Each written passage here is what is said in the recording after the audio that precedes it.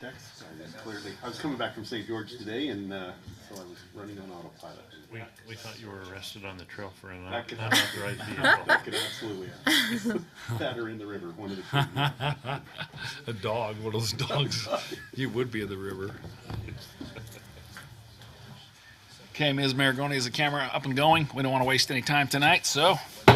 All right, let's go ahead and call to order our Riverdale City Council meeting for Tuesday, June 16th, 2026. Let the record show that all members of the City Council are present, with the exception of Councilor Stevens. We have members of the public as well as members of the city staff here. We welcome all of you here tonight. We have asked Mr. Cody Carden to lead us in the Pledge of Allegiance. Everyone, please rise and repeat after me. I pledge allegiance to the flag of the United States of America and to the republic for which it stands, one nation, under God, indivisible, with liberty and justice for all. Thank you, Mr. Carden. I've asked Councilor Hanson if she would offer our invocation tonight. Our dear Heavenly Father, we're grateful for this opportunity to meet together. We're grateful for Riverdale, for the many blessings that we have to live here and to be able to serve the residents and the staff. And we're grateful for all of the many blessings that we have. Please help us tonight that we can conduct ourselves with decorum and that we can be patient with each other and that we can have open minds and hearts as we consider and ponder on what's best for Riverdale as we make decisions tonight. We love thee and we thank thee again for all of our blessings and pray for these things in the name of Jesus Christ. Amen. Amen. Thank you, Councilor Hanson.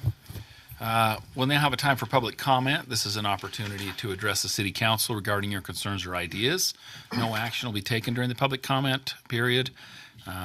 We do ask you to try to limit your comments to 3 minutes.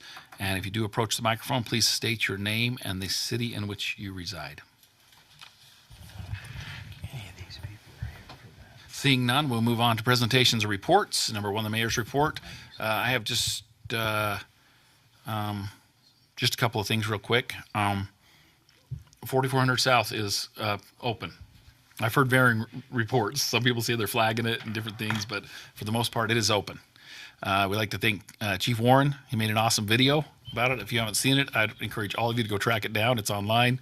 And he's incredibly creative and very talented. And last time I looked at about 16,000 views. So that's pretty good. We shared it all over the county. Worldwide. I think it started with the sand dunes. That's what No. People wanted to know what that had to do with Riverdale. But our good staff all participated in that and made it really fun. And I think the residents really appreciated it. It took kind of a bad situation with something that took way too long and was really annoying, and it made it kind of fun. People are super excited about it. So thanks, Chief Warren. That was you put tons of effort and did a really great job of that. And I think I'll just save anything else for a different time. We'll go over to number 2, City Administration Report. Mr. Brooks. Thank you, Mayor. Got too many piles here to keep track of them all the department head reports are in your packet. And I think most of them are here. Do you have any questions on anything that might have been in there from any one of them? Not seeing any, I would move on. Again, the status reports, the ones that I always turn to are our charts, our numbers, and taxes year to date are still looking strong and positive. So we like seeing that. We just hope and pray that it continues as good as it is. So. Nothing new on that. As far as on the budget, the current status, nothing jumps out at you. I mean, you're always going to find a couple of them. We're at 83% of the year, probably a little higher than that now.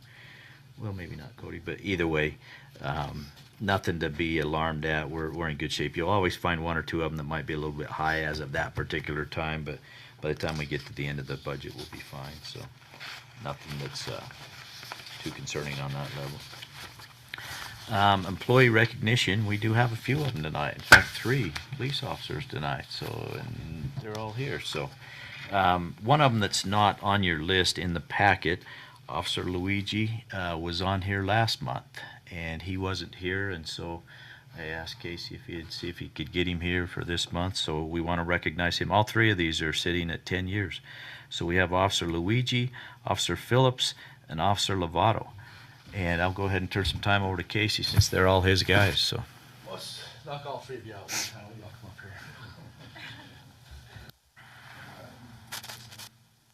here. Oh, There we go. Okay. Well, all three of these guys, 10 years with Riverdale City. We'll start with Detective Panunzio. We stole him from Clearfield. He had about a year on the job there, year and a half. And he's come over here to Riverdale and just done an excellent job.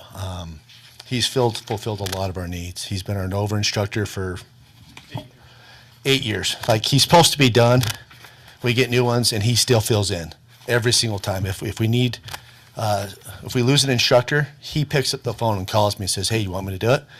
And so he helps mentor the new instructors as well. He's just done a phenomenal job. He's been on the SWAT team almost 10 years as well, where he's had various assignments as a SWAT team member in leadership roles. And anytime, I can speak for all three of these guys, we have anything major in our city, these three are right on the front lines and are very critical to our operation, ensuring that we get the job done. And so all three are either detectives or going to be detectives. So we'll start with Officer Phillips. As you know, he was our SRO at Utah Military Academy. He did a phenomenal job. The kids over there loved him. We were dealing with a lot of different type of more serious events there. When he went in there, he reduced it right down. The community over there just loves him. He's also one of our firearms instructors. So all these officers that you see, he's been an instructor for how many years? It's been like 6 years now? Oh, wow.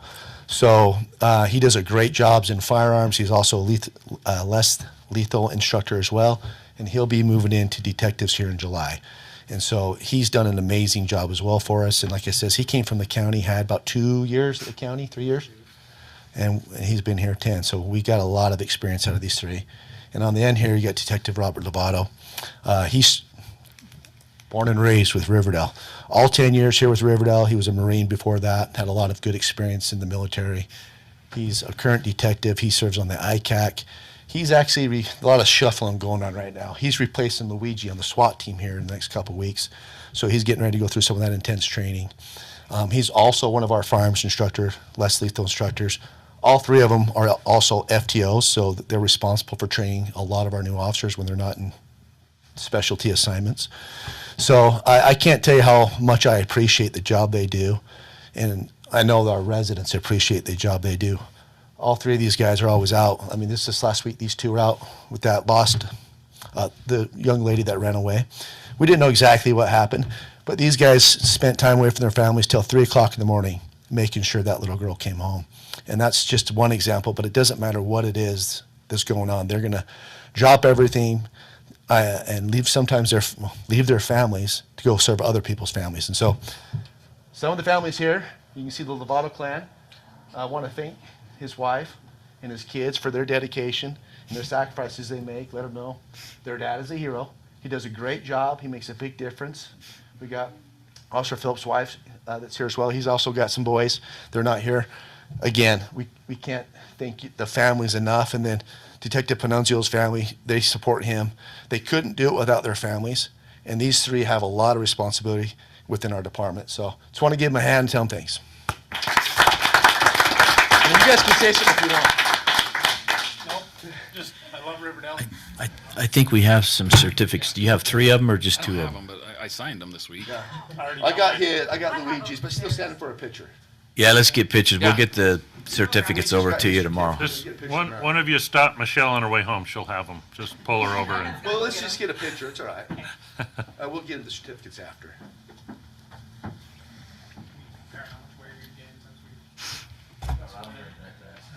Get in there, Casey.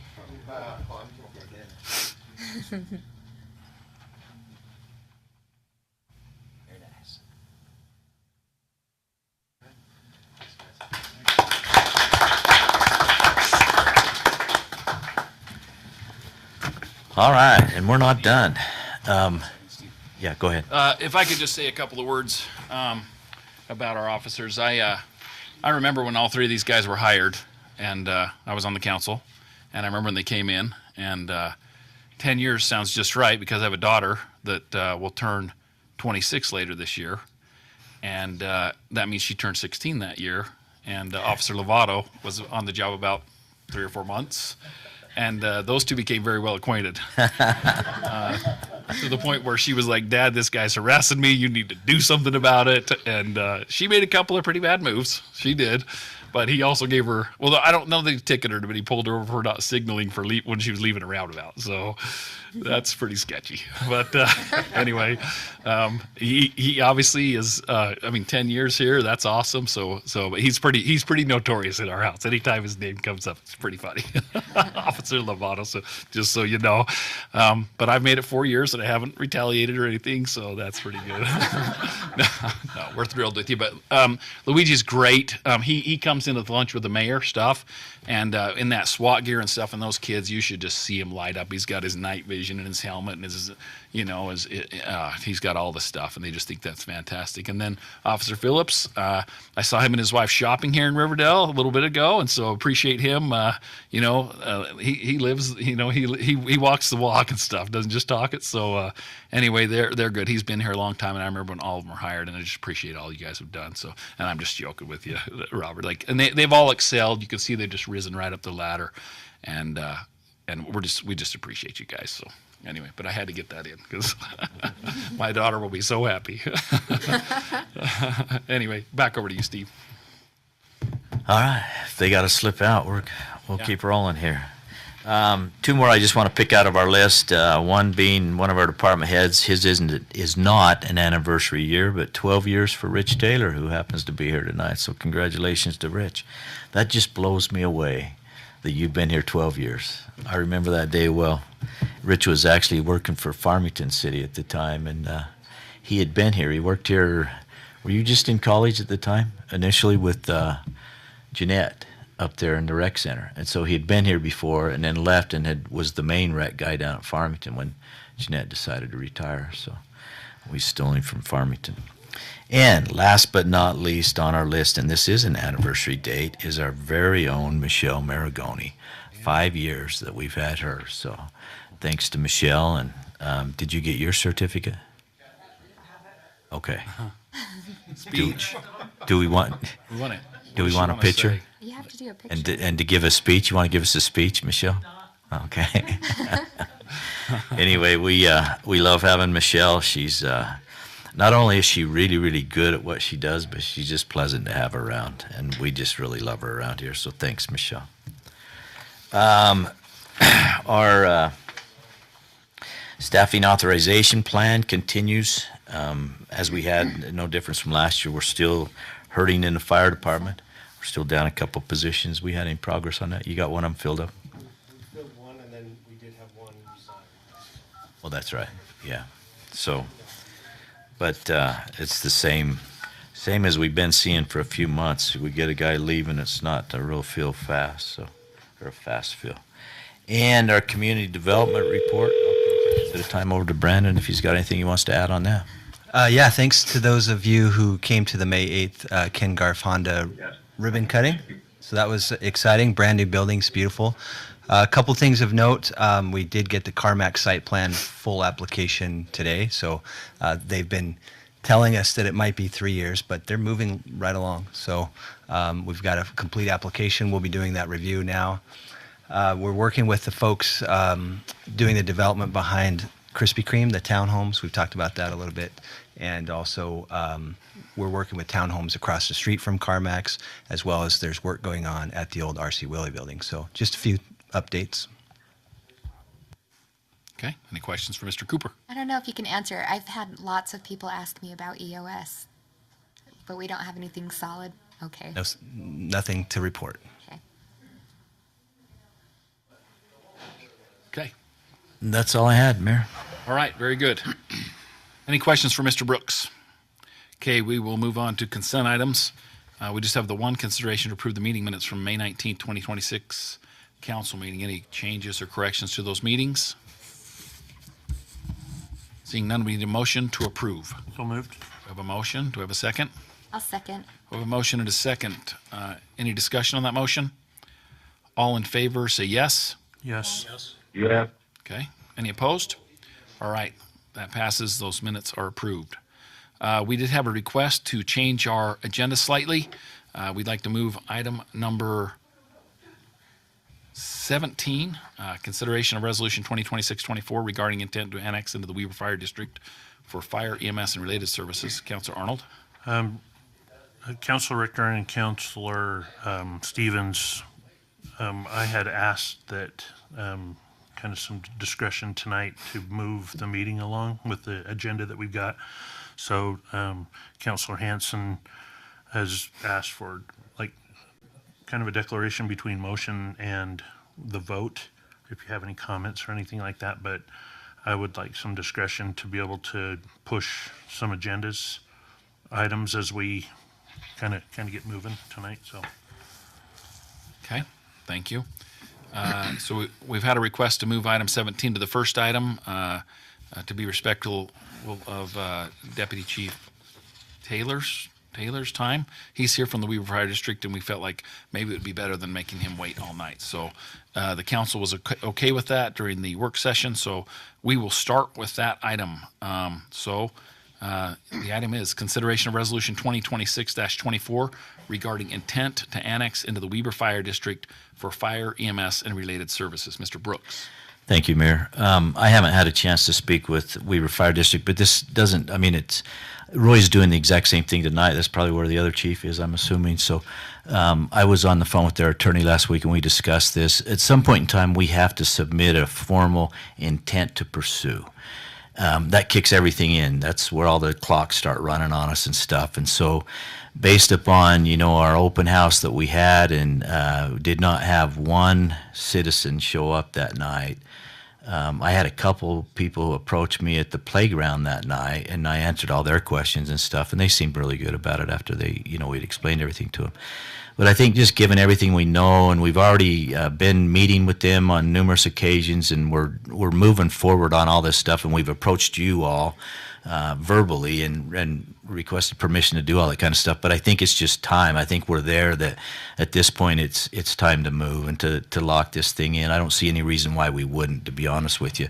Everything that we've seen thus far is looking good. We're going to be able to duplicate services. Our guys are protected. I mean, all the things that we were concerned about, call times, all those kind of things, we're not losing a thing. And I just think at this point we need to get a formal intent in place, and we'll still continue because I've been drafting a lot of those documents. There's all kinds of stuff in there we got to go through. So we're well on our way, and at this point I'm just asking that the council give us this intent to move forward and formally do it and get moving on it. Okay. Any questions? Or Councilor Arnold? Move to approve resolution 2026-24 regarding the intent to annex into the Weaver Fire District for fire, EMS, and related services. We have a motion. Do we have a second? I'll second. Motion is second. Any discussion on that motion? Councilor Arnold? Just to let you know, Chief Shawley contacted me, and one of his big deals that has always been is the safety of the members of the fire department, and he's like totally in favor of this as well. He's watching it from afar and was expressing his complete approval with this. So just to let you know. Thank you. Councilor Hanson? Once we approve this, if we approve it, can we get the information out that we've made that decision and then maybe still plan a second open house? Because I just feel like people haven't heard it. And once they hear that we're voting on it, I think they're going to want. No, we still have time for that. There's certain delays that we have to go through anyway, so there'll be a little bit of time period there. But we're not that far out. It's not going to take that long. And we need to finalize everything with these guys so that we can come back and say, here's where we're at on this stuff. And there'll be some little tweaks and stuff we may have to polish out before we get there. So, we'll have time for that still. Okay. Okay. Councilor Richter? Yeah, and just express appreciation to our fire department as well as the fire district for the amount of time and effort. I know you've done a lot of presentations and answered a lot of questions about this, so I'm grateful for that. So, we're going into this eyes open. I'm grateful for all the time you've spent on it. So, thank you. And Mr. Carden as well. I mean, Yes, he had absolutely. his preparation for that open house was unbelievable. Posters, slideshows, all kinds of information talking about how it would work with the taxes and how that it would work out and benefit the city. And it was kind of too bad. It was a good presentation. It was a great presentation and really nailed it down just in really layman's terms to say this is why we need to really consider this. So anyway, thanks, Mr. Carden. We appreciate you. Any other comments? Seeing none, we'd need a motion of some sort. You have it. Have it. Oh, yeah, we're discussing, right. Yeah, that's right. Okay. I'm out of order. Okay. So if there's no other comments, Ms. Maragoni, you please poll the council. Counselor Stevens? Counselor Stevens? For which one? This one? Yeah. No, what was the question? It was a motion to annex. I think that's it. That's interest. Yeah, that's it. Intent To annex into the Weber Fire District. Yeah. Counselor Richter? Yes. Counselor Anderson? Yes. Counselor Hanson? Yes. Counselor Arnold? Yes. Okay, very good. That passes unanimously. Thank you. We'll now move up to item 1 on the agenda, which is consideration of resolution 2026-16, awarding a bid to Saunders Construction for the 2026 water line improvement project in an amount not to exceed $780,491.25. Mr. Douglas. Thank you, Mayor. So this is just a aging line. It's a 6-inch line. Currently, we're going to upsize to an 8-inch line and replace all the services to the homes on that. It's about 3 blocks up there, 3.5 blocks. We're also going to add the services into the 2 properties that we have up there that we're going to sell, the surplus properties that we're moving forward on. We haven't used this contractor before. We have made several contacts with other cities and districts that have used them, and they seem to think they're a decent contractor. Their bid was really good. You see the high bid was over $1.4 million, so pretty good spread on bids, but we received a lot of bids, which is encouraging because that helps keep our pricing down when the guys are looking for work. So if you have any questions, I'll try and answer them. Councilor Richter. Yeah, just one. I noticed that there was a footnote about the excavation team on page 41 that it was inadvertently left off the email list for the addendum.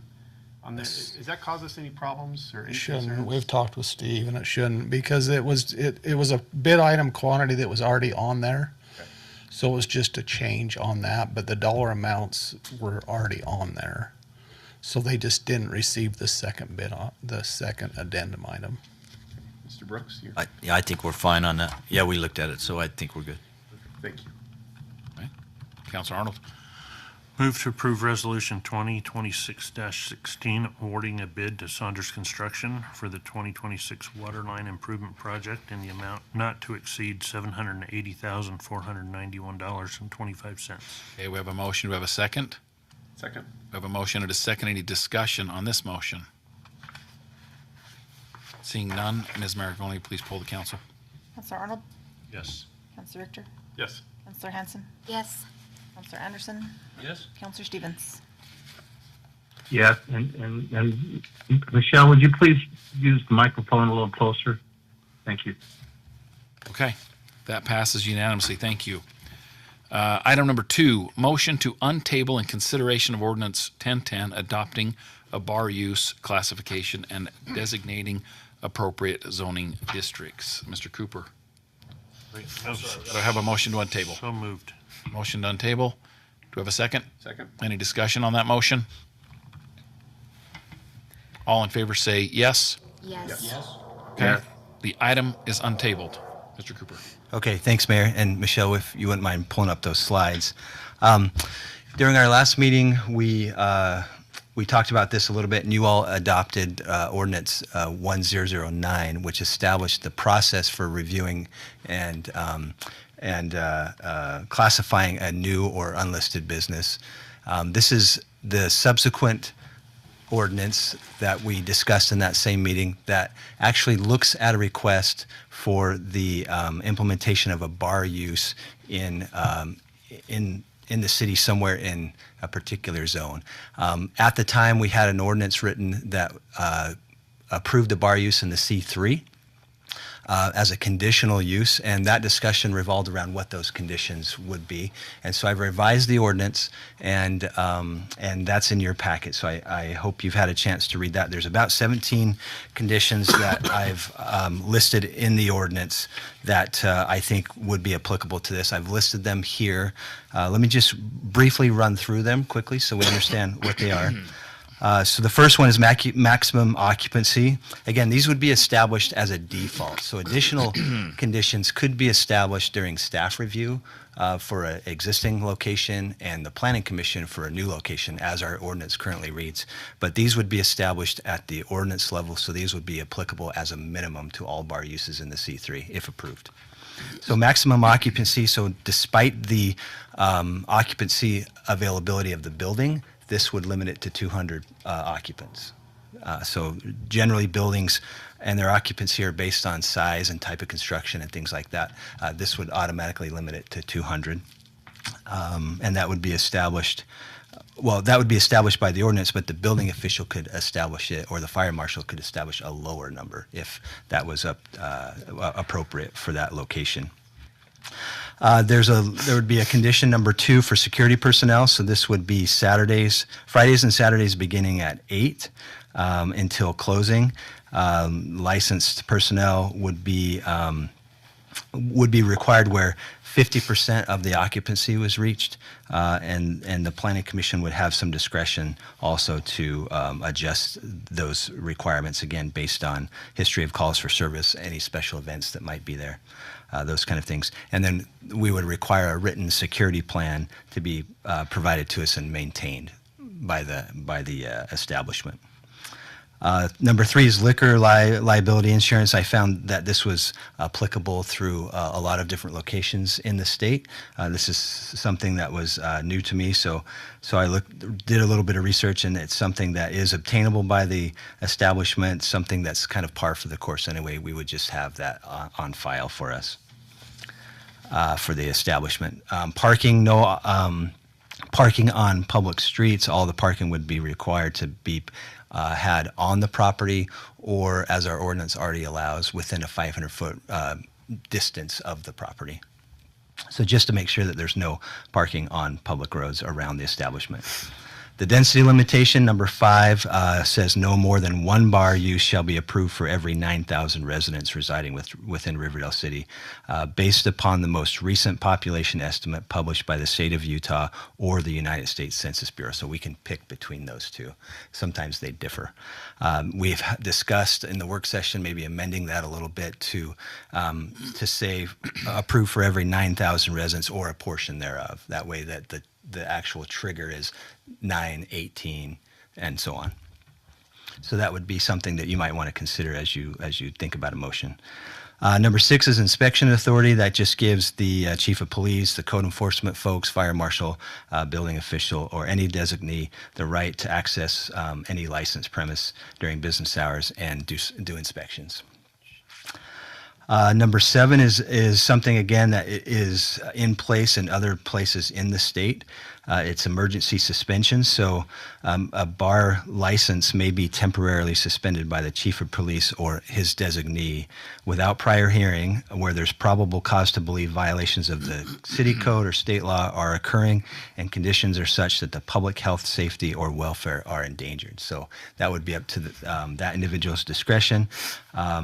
There's a notification. Again, it's essentially 15-minute cure. So if the chief saw something that was occurring that was at risk for public health, safety, or welfare, he could ask that it be remedied in 15 minutes. If that remedy didn't take place, then an emergency suspension could be issued. It is only for that business day, so the next day that suspension would be lifted, but it gives the chief a tool to deal with an issue right on the spot. Basically close them down. Number 8 is really just something that is a reiteration of an expectation already established in the code, that the establishment doesn't create a public nuisance, so no excessive noise, no disorderly conduct, no public intoxication, no fights or disturbances, illegal drug activity, no litter, and if there's any repeated violations of these conditions. Again, those would be things that the chief could look at for something in terms of emergency revocation. Noise control, same kind of thing. Number 10 is a video surveillance system. So that would be a condition of approval of the license, and it would be on all public entrances, exits, parking areas, customer service areas, those kind of things. And that those recordings would be maintained at a minimum of 30 days and be available to law enforcement. Exterior lighting, so we would look at that as in terms of the approval of the conditional use, and we would have that provided to us in terms of where that lighting is and what it's actually lighting up, and if it's actually directed in the appropriate places. Employee training, this is probably, again, something that is typical, but there would be a required documentation of training, and that would be consistent with state law. Number 13, calls for service. I'll just read this. Where an establishment generates 3 or more police calls for service, 3 or more police calls for service within any 30-day period that are determined by the chief of police or designee to be attributable to the operation of the establishment, meaning there's some connection between the call for service and the activity that's happening. So disorderly conduct, intoxication, assaults, disturbances, fights, unlawful activity, all those things that we mentioned before.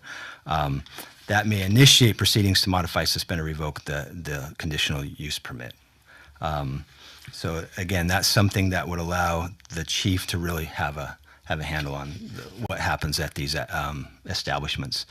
Number 14 is outdoor activities. So if there's a patio or any type of area like that that's outdoors of the establishment, then those things would be prohibited just based on the actual location.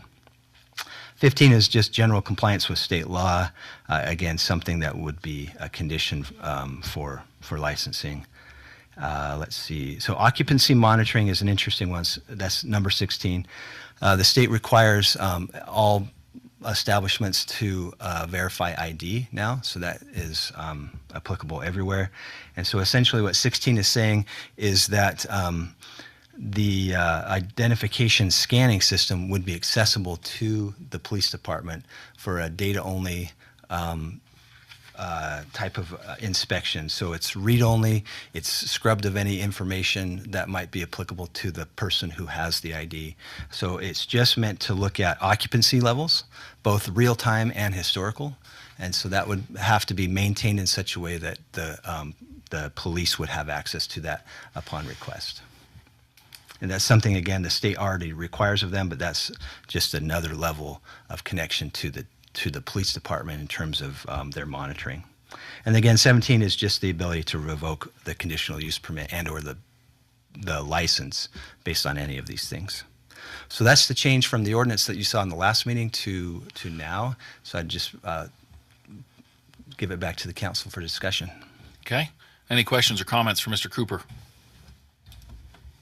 Councilor Arnold. Move to approve ordinance 1010, adopting a bar use classification and designating appropriate zoning districts as stated within the packet. Do you want to mention that change to the density limitation, the 9,000? Yeah, I don't know. I mean, the way it was stated, I think it works because there's, I mean, the way it's either, there's already discretion in there for some reason. And so from 0 to 9, we get 1, 9 to 18, we might get 2. So depending on the interpretation, and I think as long as that's very clear in our minutes and in our intent. Mr. Brooks, do you agree with that? Yeah. Like, I agree with that. Like, that's how we do our, is it tobacco shops? Yeah.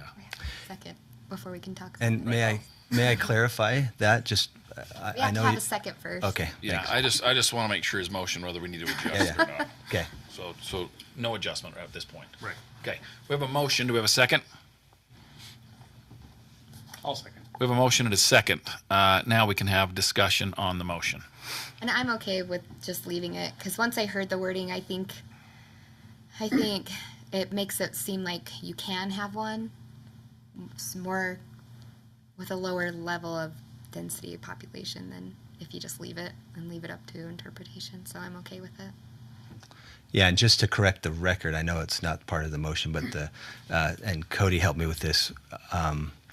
So I said or part thereof. That's inclusive. So that would be it applies to fractions or segments. So the correct terminology, had it been part of the actual motion, would have been no part thereof or thereof in whole. Okay. So at 9,001, we can have a second because it's a part thereof. Or part thereof, if that was part of it, yes. But it's not part It's of it. not part of it. But it's not. Yeah, We're leaving it up just to for the record. interpretation. Okay.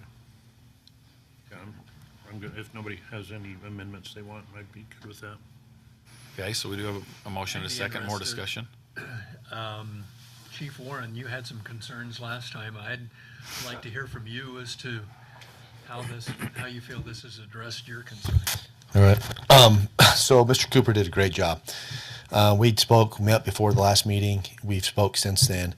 He's done a lot of research, and with all the conditional use restrictions on here that we put in here to kind of give us some teeth in the event that we have a bar that comes into town and creates problem, there's plenty of ways that we can remedy the situation to keep our community safe.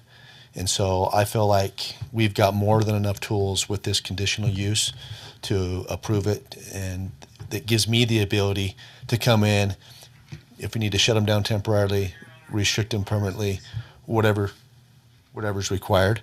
And I just would like to say too, we have a potential applicant in here. Our job is to work with people to make them successful, to make it safe.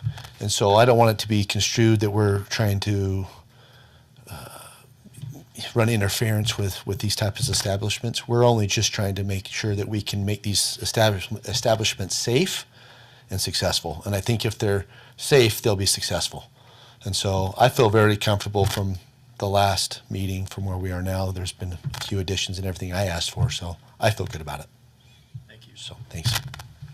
And I just want to add, because we do have an applicant here, the city, you guys did a good job of taking a long view last time. This is not for this applicant. This is for any bar that comes into Riverdale or any change in ownership that ever happens. The second bar that comes, this is more of a sustainable way forward, I feel like, that protects the residents and protects the city and our police officers and everybody. So, yeah. Anyway, any other discussion on the motion? Yes. Go ahead, Counselor Stevens. Okay, and I think you maybe just answered it, but just for my clarification, under action item number 3, consideration to approve local consent. Now, this is an ordinance that is not applicable to the applicant specifically, but is for the city. Is that correct? As opposed to number 4, which is specific to the applicant. Am I reading that correct? That is correct. Yep. This is just an ordinance we're going to have on our books allowing a bar use, conditional use. Okay, so then in number 4, I guess the word cabin bar establishment, I'm not entirely where it's used on both of them. Is cabin bar what we're calling this ordinance? Or is that the name of the establishment that's going to go in? That's the name of the establishment.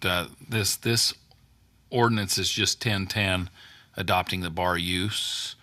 Those next two would be to possibly consider a bar establishment license and then a license for a restaurant called The Table. The way I understand. Okay, so by putting the cabin bar on action item number 3, as opposed to saying this is a maybe it's not worded correctly there, at least on the agenda. I mean, I read the other stuff, but I just wanted to get clarification that this is an ordinance not specific to the applicant. Yeah, and we're on item 2 right now for ordinance 1010. Oh, okay. Yeah. But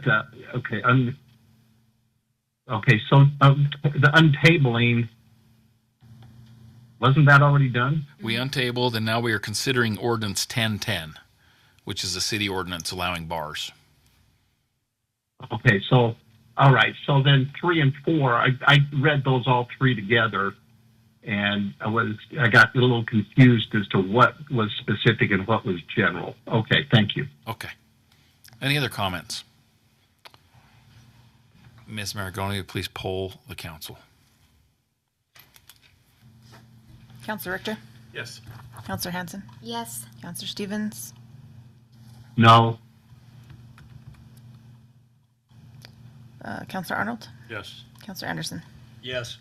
Okay, that new ordinance passes with 4 in favor and 1 opposed. We will move on to item number 3. This is consideration to approve a local consent for the Cabin Bar Establishment License. Ms. Maragoni.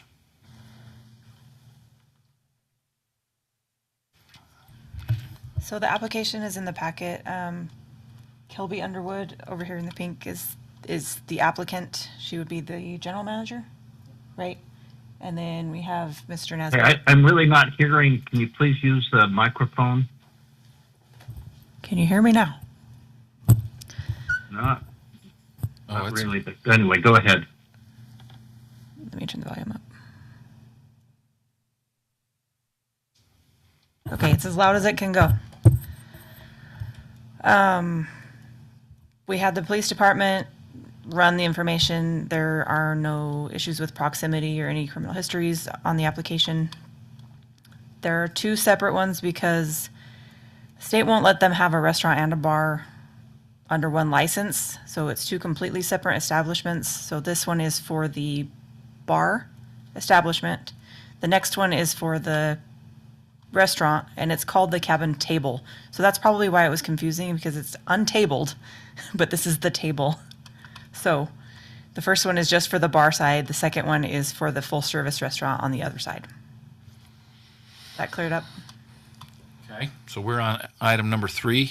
Item number 3 is just for the bar side. For the bar establishment license. Any questions from the council? Councilor Arnold. So I'm just curious, we don't typically approve business licenses. It comes through you, but we do liquor licenses. So is this a liquor license? Or Yeah, this is just the local consent for them to take to the state and say Riverdale said we can do this here. Oh, After that, the state will give them their liquor license if we approve it here, and then they'll come back with their license and get the business license. So it goes from here to there and then back to here. okay. And that's typical of any liquor license, beer, restaurants, whatever it is. Okay. Councilor Arnold. I would move to approve local consent for the Cabin Bar Establishment License. We have a motion. We have a second. I'll second. We have a motion and a second. Any discussion on this motion? Councilor Richter. Quick question on the layout there. There's an element that says shared space. Does that cause any challenges with these 2 separate businesses under one? And I'm not sure who to direct that question to, but if anybody can help me clarify that. Mr. Cooper, do we want him to come and answer, or who would be appropriate to answer this? They can explain the shared space. Technically, they are separated, and the plans that we've seen show this restaurant and the bar separated with 2 separate entrances and no commingling. But you can explain. Yeah, what let's the have them shared explain space it. Come on up to the microphone. It looks like it is on right now.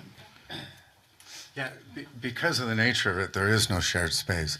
So they'll be separated.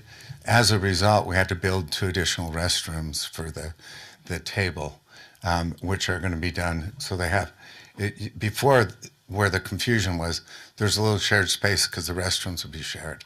And that doesn't really work for the different things. So there'll be 2 new restaurants, totally separated. There, of course, will be doors that you could sneak through going to the other one. And the thing that they're going to share is the kitchen. But it's separated. And something else you'll like to know, when we did the intersection there, the negotiations for that gives the cabin parking at Discount Tire after 5 o'clock at night. So that's actually part of our parking as well. They didn't have to pay anything for the intersection. The negotiation is we could use it after 5 at night.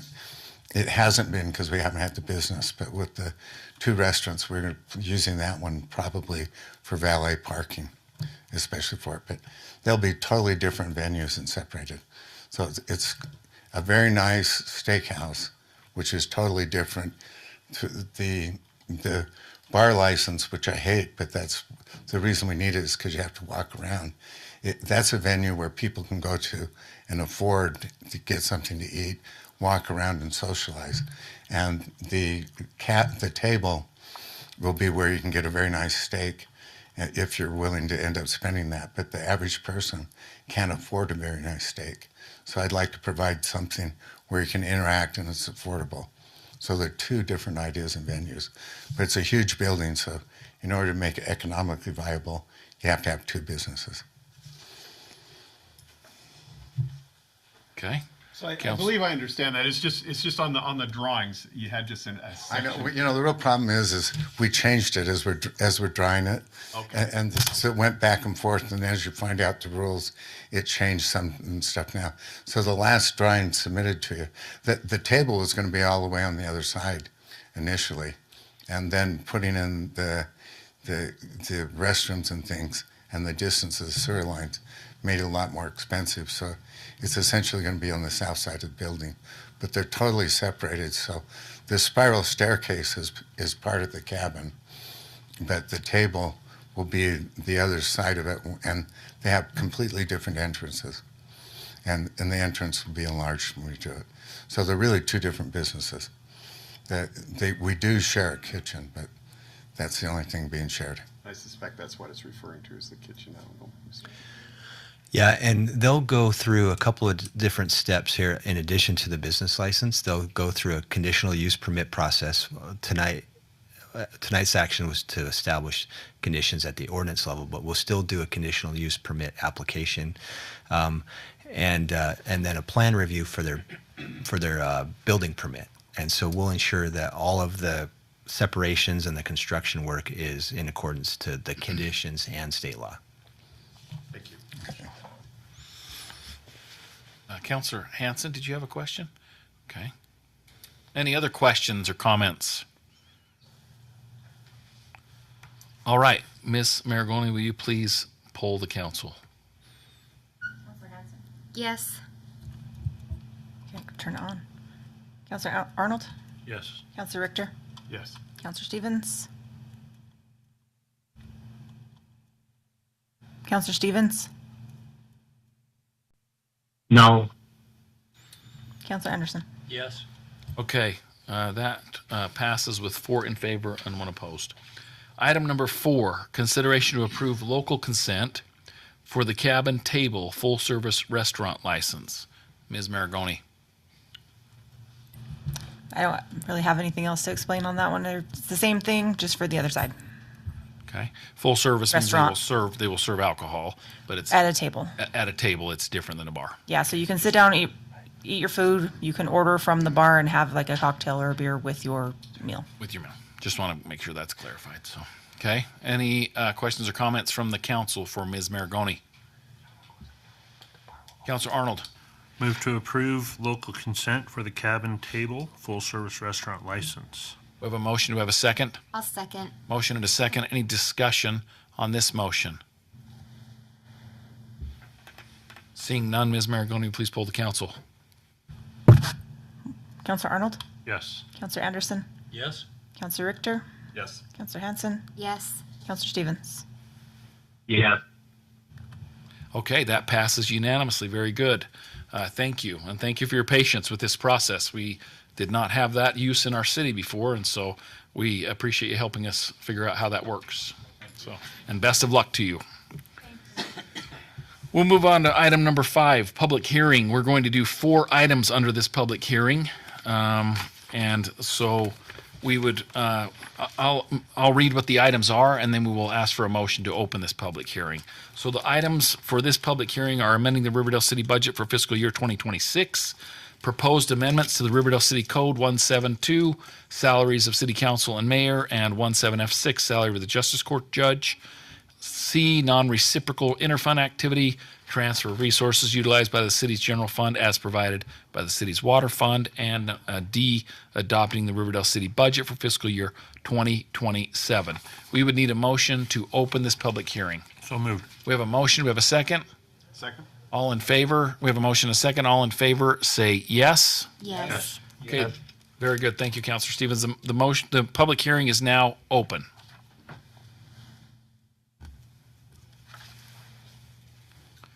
Seeing no members of the public, we would need a motion to close the public hearing. So moved. We have a motion. Do we have a second? Second. All right, motion and a second. All in favor of closing the public hearing, please say yes. Yes. Yes. Any opposed? Okay, the public hearing is now closed. We now need a second public hearing. It is for a single item, the proposed amendments to the executive municipal officer compensation schedules. We need a motion to open that public hearing. So moved. We have a motion. Do we have a second? I'll second. All in favor, say yes. Yes. Yes. Yes. Any opposed? The public hearing is now open. Seeing no members of the public, we need a motion to close the public hearing. So moved. We have a motion. Do we have a second? I'll second. Motion and a second. All in favor, say yes. Yes. Yes. Any opposed? The public hearing is now closed. We will move on to item number 7, consideration of ordinance 1011, approving proposed amendments to the Riverdale City Code Human Resources Manual, Employees Classification and Compensation Plan 1-7-2, salaries of city council and mayor. Mr. Cardin. Thanks, Mayor. As you guys remember, or you may remember, we separated these two a couple years ago. So this is just your compensation as the mayor and council. I had Stacy help me calculate it, and so that's the proposed increase there with that resolution or that ordinance. So if you have any questions, I can answer them. Councilor Hanson. What is it based off of? How did we come up with the number? I believe it's based upon the average increase for the budget. So For the employees. yeah. Okay. Yep. Or I think we took she helped me. I think it's the average increase for the employees or the increase of the budget. So, yep. Just like we've done. Okay. Any other questions for Mr. Cardin? Okay. Do we have a motion? Councilor Arnold. I would move to approve ordinance 1011, approving proposed amendments to the Riverdale City Code Human Resources Manual, Employees Classification and Compensation Plan 172, salaries of city council and mayor. Okay, we have a motion. Do we have a second?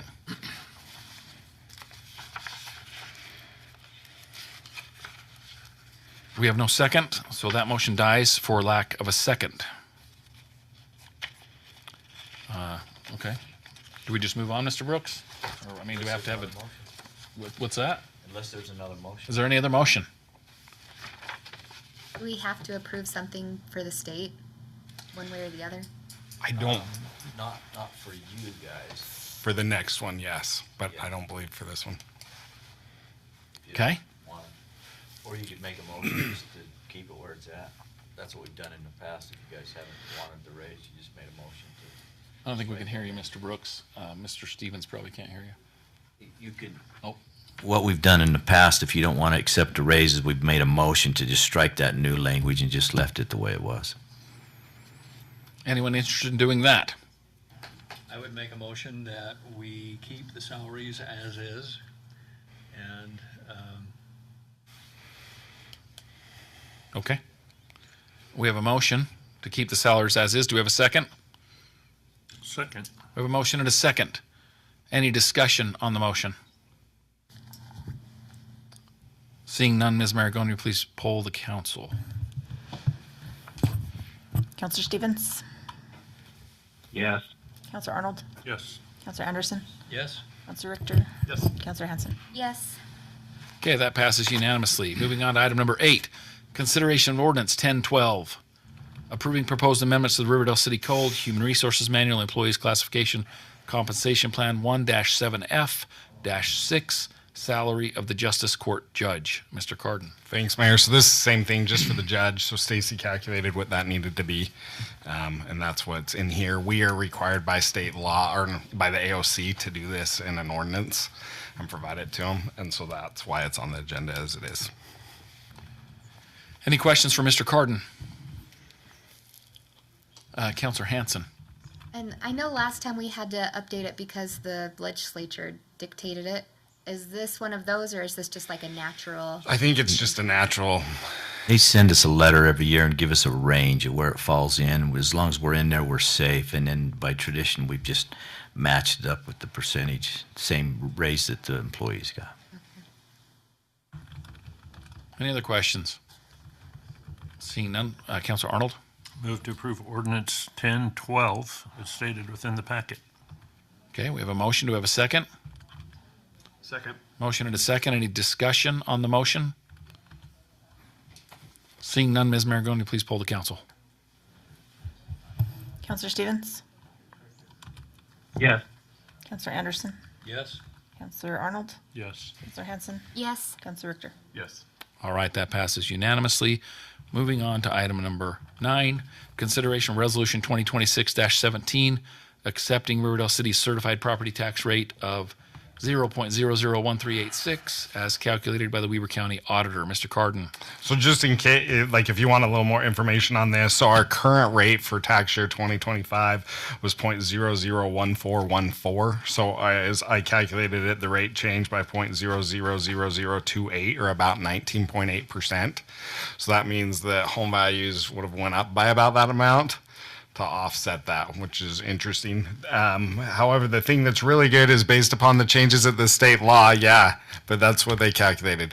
Based upon changes in state law with calculating new growth, I was anticipating that our new growth was going to be very small this year. It's actually really good this year. Like our certified tax proceeds last year was $1,740,993.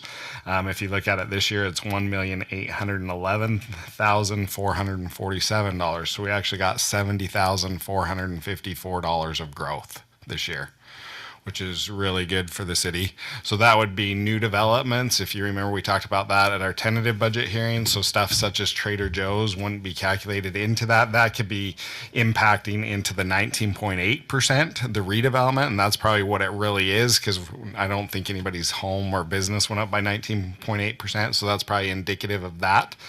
But this would be indicative of new things that came within Riverdale. And talking to other finance directors, it sounded like a lot of people were like this, or a lot of entities that their growth was pretty substantial this year. So that's a good sign. And we had a question in the work session from Councilor Arnold about the rate and the fire district. So if you remember, this technically is tax year 2026. So it goes from January 1st to December 31st in 2026. So we're looking at going to the fire district January 1st of 2027. So that's why we're adopting the full rate. It would be for next year that our rate would drop significantly by their proposed rate. But it would be calculated based upon this year's for us and this year for Weber Fire District. So I'm happy to answer any other additional questions you may have, but that's kind of where we're at. Thank you for that explanation, Mr. Carden. Councilor Arnold? Move to approve resolution 2026-18. Oh, wait.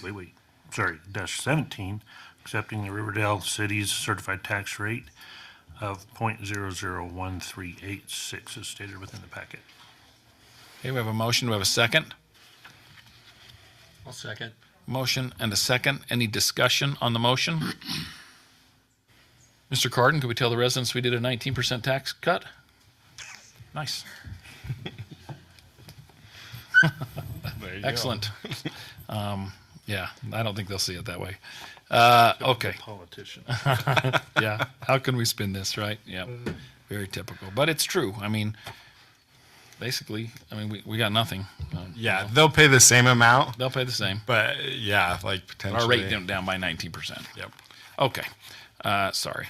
Okay. Any other discussion on the motion or questions? Okay. Ms. Maragoni, please poll the council. Counselor Anderson? Yes. Counselor Stevens? Counselor Stevens? Yes.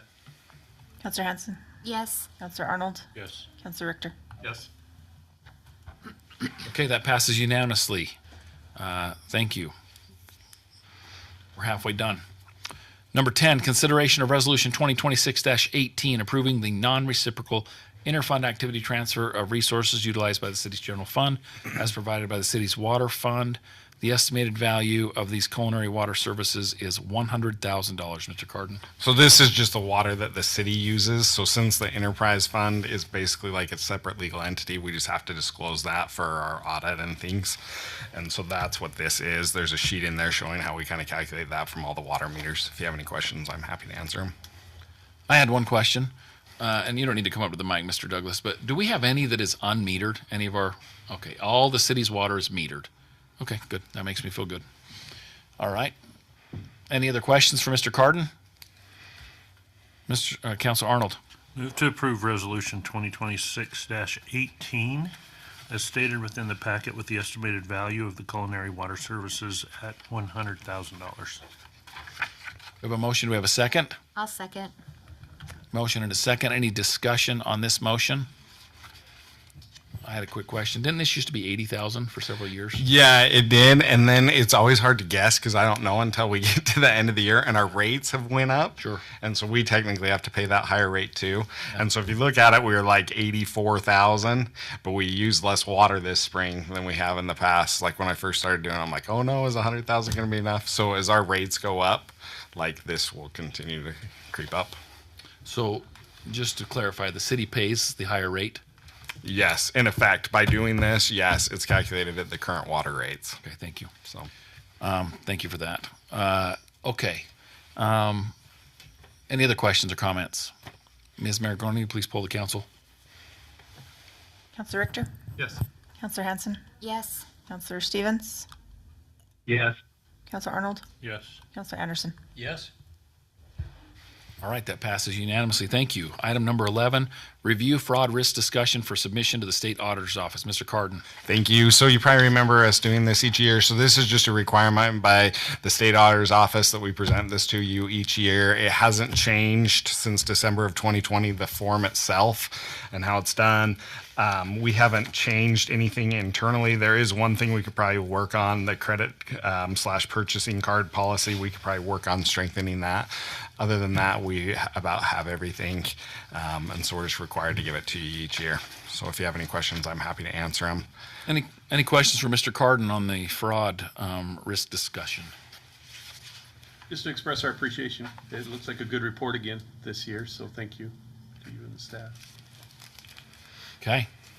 Very good. Thank you. We'll move on. Item number 12, consideration of Resolution 2026-19, amending the Riverdale City budget for fiscal year 2026. Mr. Carden. Okay, thank you, Mayor. So I want to just point out one thing. I think Councilor Richter had a question about this like a month ago. If you look at the monthly financial report, it looks like we're over budget in the stormwater fund. Part of that is because we changed how we're doing our budgeting. So we're actually supposed to do like a zero-based budget in our enterprise funds. So before, what we were doing is we were budgeting both for depreciation and capital expenditures. So our budgets weren't balancing to zero. So if you remember, we changed that last year. So we have a line item in there for depreciation. Then we have a line item in there for capital expenditures, and then we have a negative line item to take it out. So I don't review those until the end of the year, because otherwise then I'd have little tiny bits and pieces of projects all year.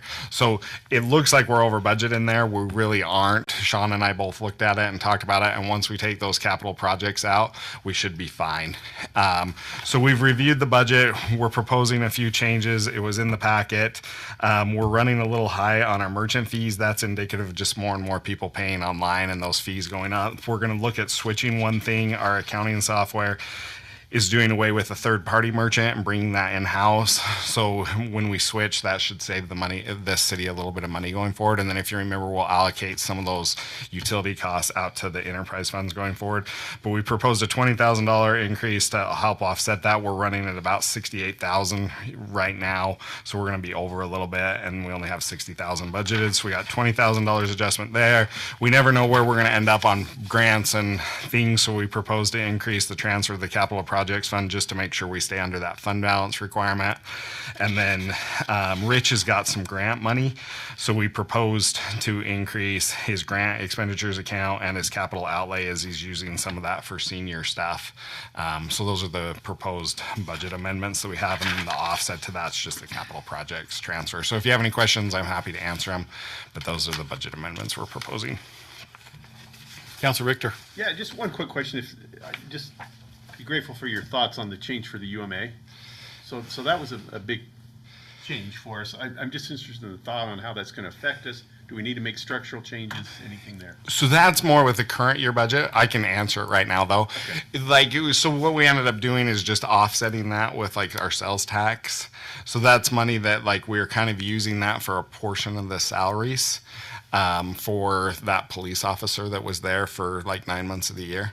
I don't think so. I think we're okay. We did a budget increase, like a few years ago, and we'll just continue to monitor things.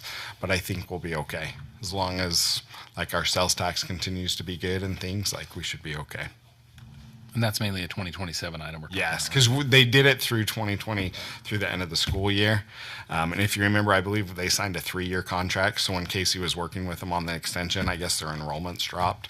They were just like, hey, we don't feel like we can afford this right now. And it's possible from talking to Casey that if their enrollment gets back up, that might come back. But for the time being, it's down. So we just wanted to take it out of the budget. Okay. Can we add something? Sure, come on up. Make it very fast. Just want to know that when we put the officer in UMA, some of you guys were on the council at the time, we actually just absorbed it within our current staff, and we didn't add for that officer. And we did that because I anticipated this may happen. I wanted to make sure this was going to be a long-term fit before we added staff. And so we were going to do a little bit more with less until we figured out if this was going to be long-term. It was supposed to be long-term, but things changed, and here we are. It'll be nice to have that officer back to help fill some of the shifts because we were having to move people around to kind of make it work to not add that officer. So anyways, I just want to give the background on that. There's a chance that it could come back, and if it does, we'll probably still hold in this pattern just because of the uncertainty. Those of you who are on the council and mayor, before you kind of remember this conversation, but I just want to give that background. So thanks.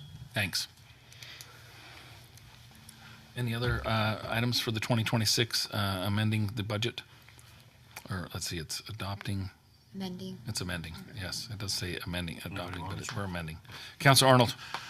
Move to approve resolution 2026-19, amending the Riverdale city budget for fiscal year 2026. Okay, we have a motion. We have a second. I'll second. Motion and a second. Any discussion on that motion?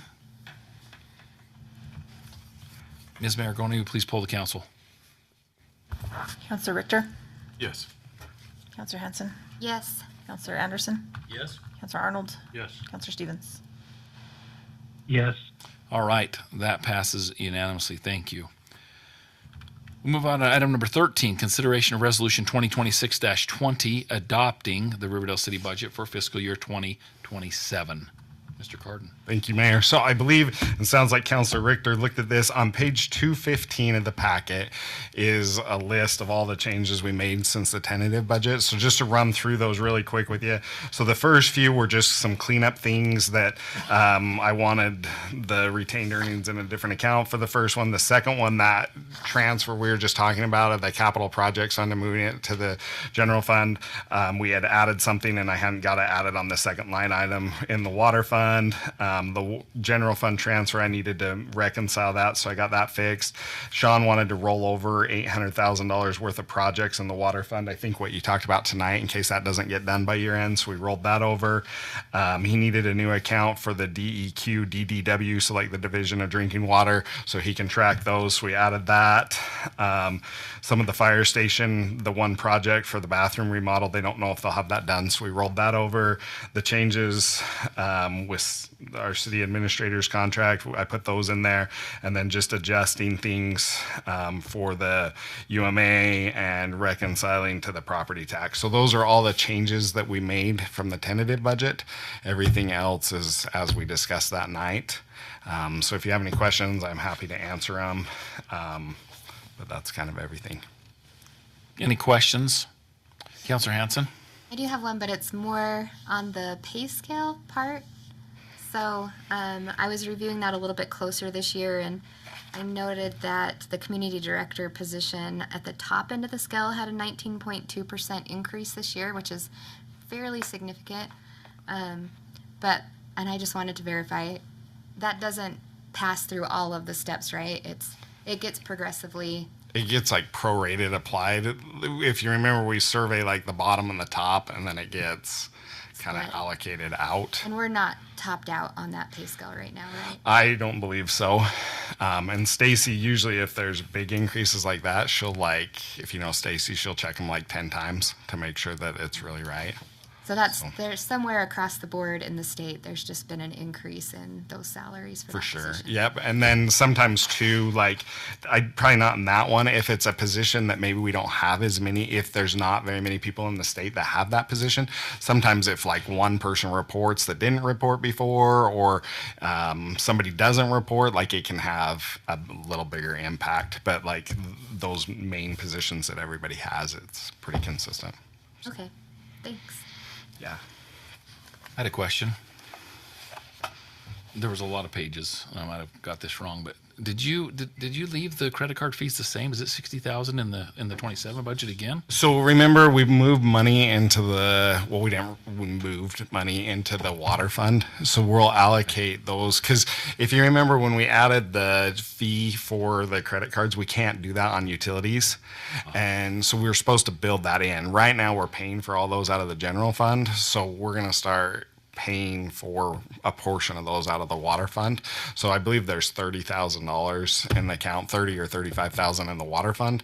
We'll just have to see what that allocates out to once we get going throughout the year.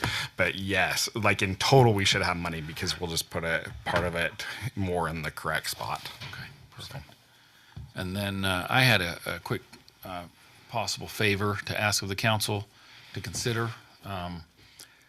One of the things I feel bad about the way we do our strategic planning now is we used to have a big budget meeting where we would get together early in the year, and the department heads would kind of present what they wanted to do, and the council would present some of their ideas and stuff. And this is pretty late in the game to be bringing this stuff up, but I did want to put it before you and just suggest it. In discussing some stuff with Mr. Taylor, we only have 5 swim nights. We used to have 10. They used to charge us $750 a night, and so the budget's $7,500. And they doubled their price to $1,500 per night, and so we get 5 now. He's been very creative. Last year, he got us some nights at Layton Surf and Swim, trying to do what he could with the money to stretch it as far as he could. I would propose that maybe we see if we can add 1 night back, maybe add $1,500 to the budget. It's the same budget for the swim nights and the Roy Complex. And in looking at it in the past years, we haven't used a lot of the Roy Complex money. We probably wouldn't even need to add it in looking at the budget, but just to be safe, I feel like 6 is just a little bit better than 5. I don't know. 5 just seems kind of short, and especially coming from 10. That's just an ask. I mean, if we didn't give me pretty much the raise that I didn't get this year would pay for it. So, and the raise you didn't get would pay for it too. So that's one ask, is that you consider that maybe we add 1 swim night or $1,500 into that budget. The other ask is there's been discussions around the area of the county about fireworks. Roy canceled theirs at one point. A donor came in. I've heard some discussion about the Washington Terrace fireworks, and in those discussions, as I've sat back and listened at where I work and just in different places, the lore of the Riverdale fireworks has started to grow. They're quite spectacular. I don't know if you guys make it to those, but they are second to none. I mean, you get up into the park, and it'll be the best fireworks show you've ever seen. But we are having to cut the time down a little bit each year because our budget stays the same. And so I talked to Rich about it a little bit, and if we could add even $1,000 to that fireworks budget, maybe we could, we're going from 20 minutes to 19, and at some point it's going to get a little bit too short. And so maybe just consider adding 1,000. I know it's just money that we're lighting on fire, but it actually... People literally come from all over. I'm talking to people from out west, the people at my work. I just stand back and listen, and they say, "Oh my gosh, you've got to go to Riverdale to see the fireworks." It's a big deal. But we don't want to lose that. We've got a little bit of a reputation now, and I would just ask that you maybe consider that change as well. But it's up to you guys. You guys are the ones that get to approve that. So $1,500 extra for one extra swim night for next year, and $1,000 more for. You think we could swing that, Mr. Carden? If you guys want to do that, Right out of the snow plowing money from last year.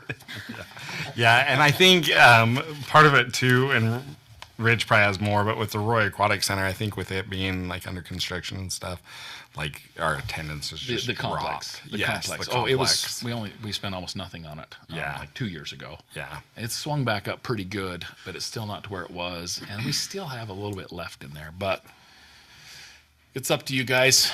I would be more than happy to tell all the citizens the city council approved an increase in the swim nights, and the city council approved an increase to the fireworks. It's your decision to make. As long as Mr. Carden thinks he could swing it somewhere in the numbers. So, anyway, as you make a motion, I would really like it if you could add those two things. Any other comments, Councilor Arnold? I would be in favor of those two things, along with the mayor. Also, I asked if Ms. Maragoni could get somewhat of a bump in her salary. We've got a really good recorder, and I can't remember the increase that I saw for a position in Saratoga Springs, which is, a popular city, growing city, and things like that. But it was enough that she was looking at it. Not interested in the drive, I'm sure, but I asked about this quite a while ago. I'm going to vote against the budget, no matter what we say, because I'm not going to make a motion, because I think the way municipals, cities and governments, they're way out of control with the way they spend money. We're going to talk about a contract here later this evening that is disgusting, honestly. And, I deal with the federal government, right? I use that all the time, and the numbers are not even close for people that have, much more responsibility than the things that are going on here in Riverdale. And I think Ms. Maragoni deserves an increase, and I do not think that some of the people of the city should make what they're making. It's not appropriate. So. Can I ask a question? Yeah. I know Ms. Maragoni received all of her certifications recently. Is there some kind of commensurate percentage that would make sense to add on because of those certifications that would help justify her amazingness?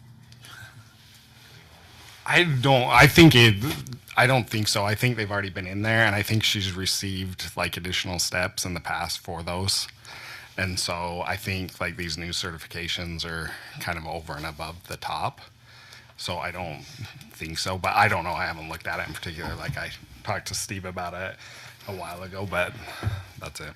That's all I know.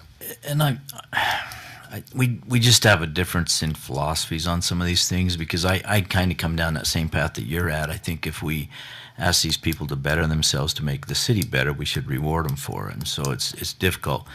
The position that HR takes is that we got to follow protocol, which I'm not saying that's wrong either, because we don't do it for other people. And so if we do it for one and not the others, how do we select is kind of the problem we run into. So, but I agree. I don't know. I just always disliked that about Riverdale. At least since I've been in this position, because we got Rich, we got everybody in here picks up extra duties and stuff, and we don't really reward them for it. We tell them that we want them to do this, but we don't really pay them much for it, not in how much work it increases. So I've always felt that was not how I've seen in my past and my history and other places I've worked for. They usually reward them when you do good things, but we stick to that policy is what we've always done traditionally. So.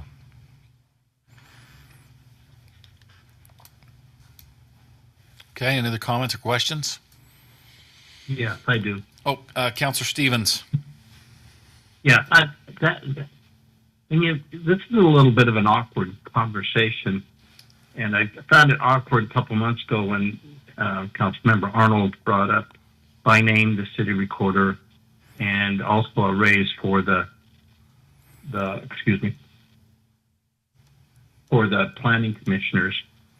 And you know, I don't know if that was acted upon or not, but when you start talking about a by name person, that's a little bit, I don't know, it starts getting into an area that there's some, and I know we're transparent, but it's also very awkward.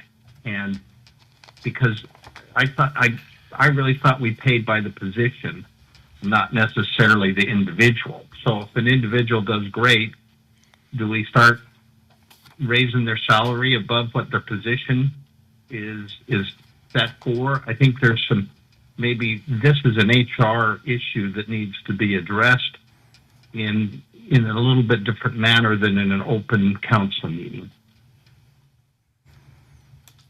Okay, thank you. Let's see. Someone else was going to make a comment. Was it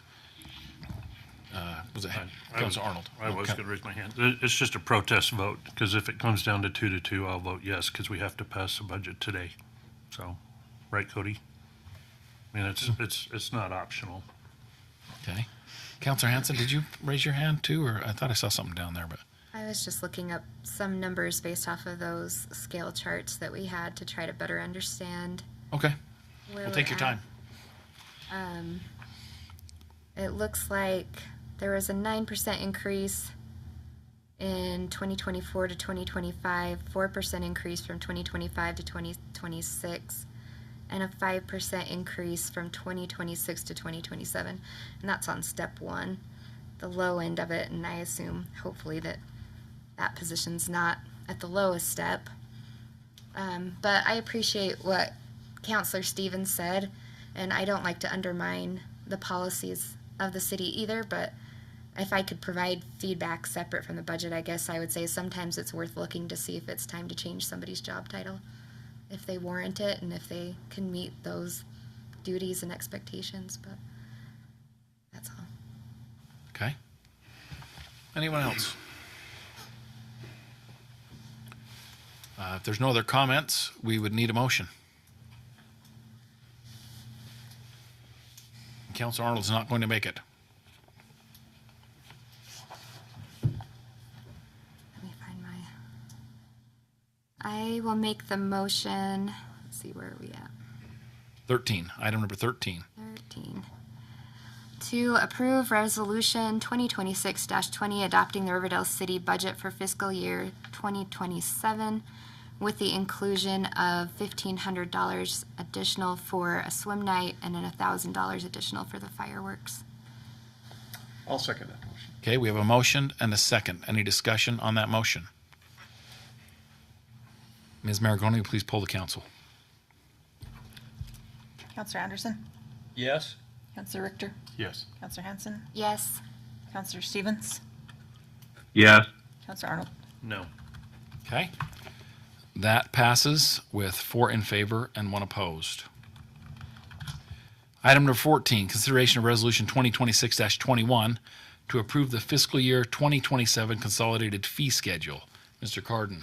Okay, thank you, Mayor. So in the packet, if you remember for this agenda item, Brandon had a memo kind of explaining his changes. He's kind of changing the whole philosophy with some of those fees, and then there's some that aren't on there. So if you have any questions about that, he can answer those specifically. The other ones are the public works ones that we talked about in the tentative budget. They're largely just passing the fees through, like the increase for sewer is based upon Central Weaver's increase. The increase in the water is based upon the Weber Basin water, and then the garbage increase is based upon the increase from Robinson or Republic. So we're just passing those through. If you have any questions, I'm happy to answer them, Sean or Brandon. Otherwise, I'd just defer to the packet. Councilor Arnold. Move to approve resolution 2026-21 as stated within the packet. Okay, we have a motion. Do we have a second? I'll second. Motion and a second. Is there discussion on this motion? So this is about a $7.50 increase just in the base core I think that's correct. Yeah, something like that. Yep. Unfortunate. Yeah. Now, that is very tough. Any other comments or questions? Seeing none, Ms. Maragona, will you please poll the council? Counselor Arnold? Yes. Counselor Stevens? Did you say my name? Yes. Yes. Counselor Richter? Yes. Counselor Anderson? Yes. Counselor Hanson? Yes. Okay, that passes unanimously. We will move on to item number 15, consideration of resolution 2026-22, authorizing the continuation of the pickup contribution for public safety and firefighter Tier 2 employee retirement contributions to the Utah Retirement System and a contribution to a 401k for non-public safety firefighter Tier 2 participants. Mr. Carden. Okay, thank you, Mayor. So this, I believe, is the third time we're doing this. So Tier 2 are the newer firefighters and police and other city employees. And so if you remember how the Tier 2 is structured, is part of that, if the funding ever went over a certain amount, that then the employee would have to pick up the election. So for public safety, the state allows us to go in and pick up that contribution for the employee so that that money's not coming out of their pay. So we've historically done that. This is a maximum, and the rates for URS went up by 1.25%. So this is just increasing that and then increasing it accordingly. And just to point out, and we've pointed this out every time, but once we do this, that's kind of the bottom that we can go to, like we're required to do that going forward. But in talking to Chief, in talking to Casey and Matt, like this is really big for their public safety employees because otherwise that's money out of their pocket, their employees. And some cities do this, some cities don't, but it is an important benefit in their mind. So I'm happy to answer any questions you may have, but it's just increasing that, and then we have to provide this to URS showing whether we're going to pay the contribution or the employees will be responsible. Do we vote on this every year? Not every year, just when there's a rate increase. So I think the last time we did it was 2 years ago. Okay. And then the first time it came into effect was either 2020 or 2021. So this is the third time we've done it. I think included in the packet is the previous resolution, and it was in 2024. And the previous time before that was 2020. So it was for fiscal year 2021, and then I think for fiscal year 2025, and now for fiscal year 2027. Okay. Any questions for Mr. Carden, Counselor Hanson?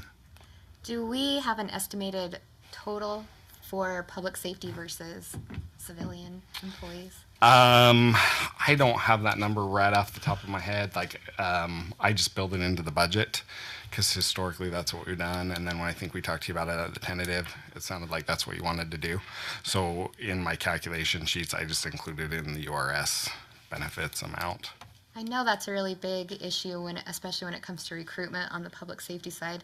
And it's hard because, you know, a lot of times the non-public safety is treated opposite from URS, which is really hard because that's why we provided the increase last time to try to compensate, because theirs actually went up out of pocket also, but we weren't legally, they would not allow us to cover that for them. And so we did the 401k contribution instead. Correct. So I see that you're suggesting that again. I know a lot of agencies, I think there's a pretty good mix of those who cover it and provide, but they don't allow us to provide the actual increase for the non-public safety. And I know some of them do just make them pay it, which is hard because it's already hard enough to recruit good employees and keep them.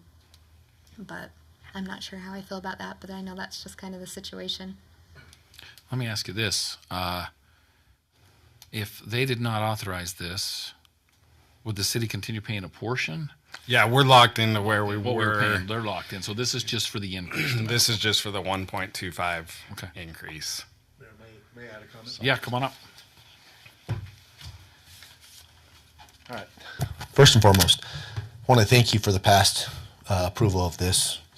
It's helped tremendously in my recruitment and my retention. as cops sit around at break to Maverick now, it used to be Sinclair, sometimes with other agencies, and as we're looking to find police officers and firefighters, that is one of the main questions that come up. Do they cover the Tier 2 pickup for your retirement?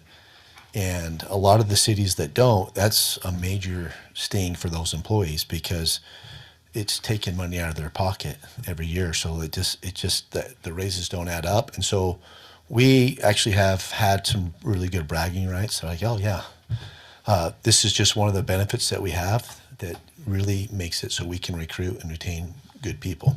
And then for the other side of it, our other employees, whether it be Public Works and everyone else, as we've approved things like this, the culture here at Riverdale is that we are treated fairly and we're all valued the same as employees, irregardless of our positions. And when we do it that way, it creates a culture of teamwork and unity.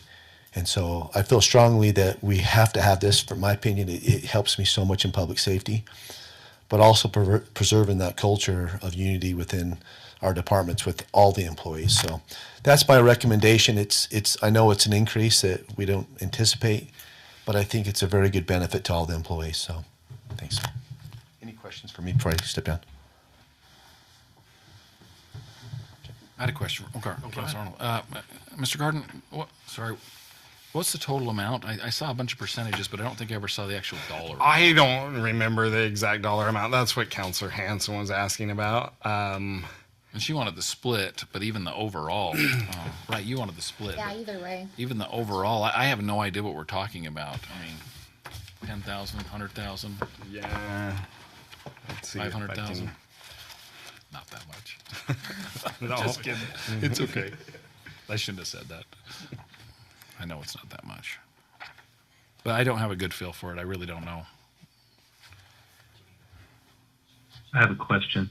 Oh, yeah, go ahead, Councilor Stevens, while he's looking that up. Okay. Yeah, I guess this is for Mr. Carden or whoever. But and again, my understanding of a Tier 1 was for public safety because you could retire in 20 years, much like military. You can retire in 20 years because there's a lot more stress in the physical and so on. And the state did away with the 20-year, or the URS, I guess, did away with the 20-year retirement and created the Tier 2, which was 25 years. And it's as I understood it, it was pretty much exclusive for public safety, police and fire. Now, I guess I'm confused here where they talk about it says contributions to Tier 2 non-public safety / firefighter. Who are they? And does everybody get a URS retirement at 25 years, or is it is there a category in there I'm not getting? Okay, are you done with your questions, just so I don't interrupt you? Yes. Okay, so if you look in the packet, there is a whole page worth of different URS retirements. And so depending on and Riverdale City does not offer all of them. We don't even have people in all of them. Some of them are old and like 95% of the people are retired from those. But I believe it was July of 2011. Does that sound right? Either 2011 or 2012. The legislature was afraid that URS wouldn't continue to be sustainable. And so they cut all of the retirements, not only public safety, but also all the local government. So it used to be that all the employees received 2% per year of years of service. Except for public safety, it was higher. It was so that they got 50% at 20 years. And then you only had to work 20 years and you could retire as a public safety.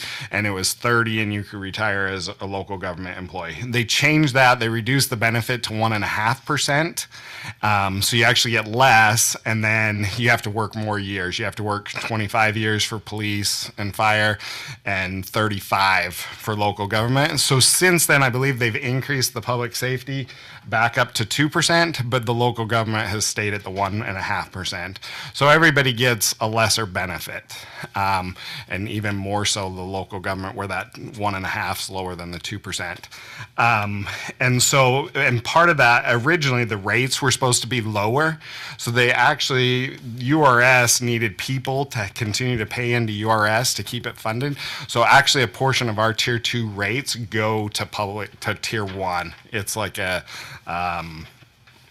to help continue to fund that. So that's why some of these rates look higher. They actually have like a 4% that goes to tier 1 to continue to help fulfill that obligation. And so that's kind of, so it impacted everybody, Councillor Stevens, when they made those changes in 2011. It extended the length and reduced the benefit of all public safety and the regular. So we have a mix of some of those, but if you look at like 2011 forward, we're getting where we have more and more tier 2 employees all the time. So just doing quick and dirty math, it looks like the 1%, like in the police department, it's probably about $13,000. So it's not like a ton of money, but going forward, as we get more and more tier 2 employees, like that amount will continue to increase. We still have quite a few tier 1 employees. Think I answered all your questions, but if you have more. Okay, without naming names, give a job title of somebody who is a non-public safety tier 2 participant. So anybody who works for the city who started in URS after 2011, so with a URS employer. So if you were vested prior to 2011, or you started prior to 2011, then you're a tier 1. If you started after 2011, you're a tier 2. So it really could be anybody. Go ahead. So like if we have a brand new public works guy, they could be a tier 2. If we have a brand new community development director, they could be a tier 2. Anybody that's. So you're in the ordinance, it specifically says public safety and non-public safety, and so I found that I'm just going. So everybody's at least 25 years, but it's anyway. Is that redundant to say that, or is that a separate category? But anyway, go ahead. It's a separate category for the non-public safety. So, and it goes back to that sheet of all the tiers. So there's public safety retirements, which are for the police largely, and then there's a specific firefighters retirement pool that's obviously still under that public safety, but they're separate. And then there's the regular non-public safety. That would be like the regular government employees.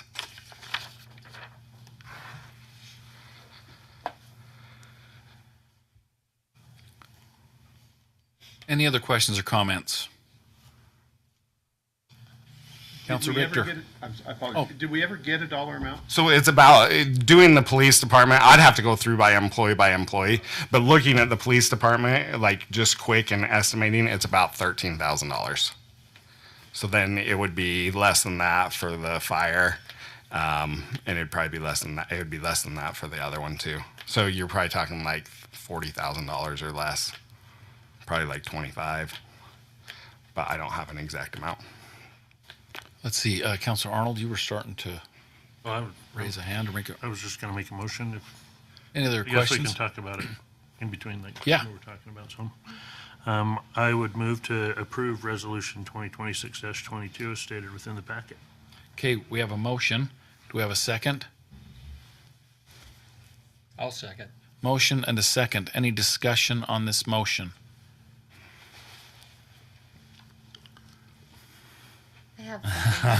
I really need to be slow with you there. Okay. Sorry. You think through it. Okay. Well, I mean, I just wanted to say I think it's a great thing that Riverdale does to match for the non-public safety, and I didn't want to put Chief Warren on the spot to say, are you willing to forego yours if we don't give it to everybody on the non-public safety side? But I would say as long as Riverdale is capable and able to match to provide that for the Tier 2 employees, to that small contribution, then I think that that's a good thing. Recognizing that there could come a point where Riverdale can't do that anymore, but if it's within that range, 25 to 40,000, and knowing what our surplus has been, then I think that we can handle it this year. And this locks us in for another 2 years at this rate? So it really locks us in for like ever. Right. But only on the I don't- public safety, right? We can Probably, always change what yeah, we we do could probably on the change non- that. On the public safety, it locks us in. Right. And I'm not sure on this increase. We talked to Stacy and I about a year ago, talked to our old rep at URS, and he was telling us he was hoping that they'd just do like one increase on this and then leave it alone for a long time. I don't know if that's what they did or not, because I haven't been involved with that, but they were he was hopeful that they would just do this one more time and then kind of leave those rates alone for quite a while, but we'll have to see. I'm not sure where URS ended up on that. Councilor Richter? Yeah, and I think it's been kind of a theme on a number of these different comments about I guess the way I would describe it is a bit of a disconnect between the compensation schedules, whether we're talking about these benefit schedules or the overall compensation, between that and the revenue sources of the city. They don't connect at all, and so I find that frustrating. In any other world, there's some nexus, and there isn't here, and I find it challenging, to say the least. I would love to see if we can, as we look forward, I recognize that we have history with the models that we currently have. I just don't feel those models are sustainable moving forward. So that's just a general comment. I mean, yeah, I think we absolutely have to look at some way to, as things change and our revenue streams are certainly going to change, we have to have some nexus here so we can make informed decisions. So. Okay. I would agree with that. However, Into your microphone, please, for Councilor Stevens. sorry, I would agree with that. I don't know whether this is on or. Is it? There we There go. we go. Okay. I would agree with what you said. But as you look at Riverdale City, especially with public safety, I've looked at other communities as far as number of officers in relationship to population, and we're so far out there that I know that people in the past have looked at that as a figure of saying, Riverdale's overloaded with police officers, but our situation is vastly different than what other communities are faced with.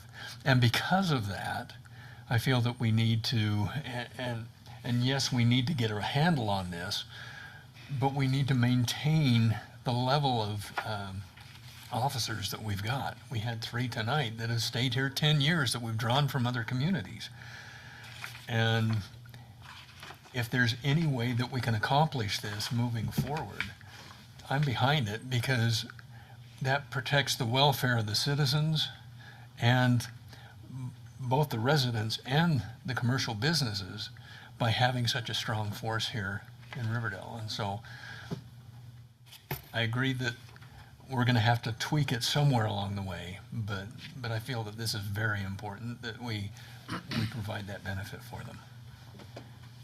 I agree as well. I think that was a good thing to bring up. We had 3 10-year officers tonight, all super high quality. And yeah, you're not going to be able to keep getting that if we don't take good care of them. So anyway, any other comments or questions before we vote on this? Ms. Maragoni, will you please poll the council? Councillor Anderson? Yes. Councillor Hanson? Yes. Councillor Stevens? Councillor Stevens?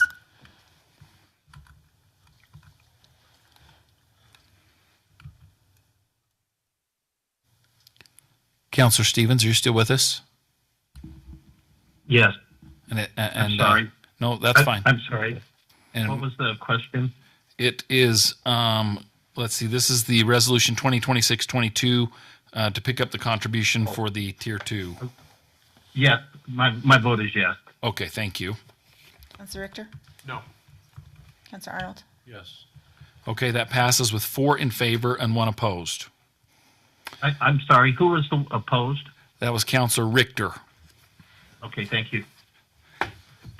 All right, moving on to item number 16, consideration of resolution 2026-23 approving a contract for city administrator. Mr. Brooks. Thank you, Mayor. What I submitted in your packet was what my understanding was that you directed me to do last time. I took the exact same contract and made the changes that you asked me.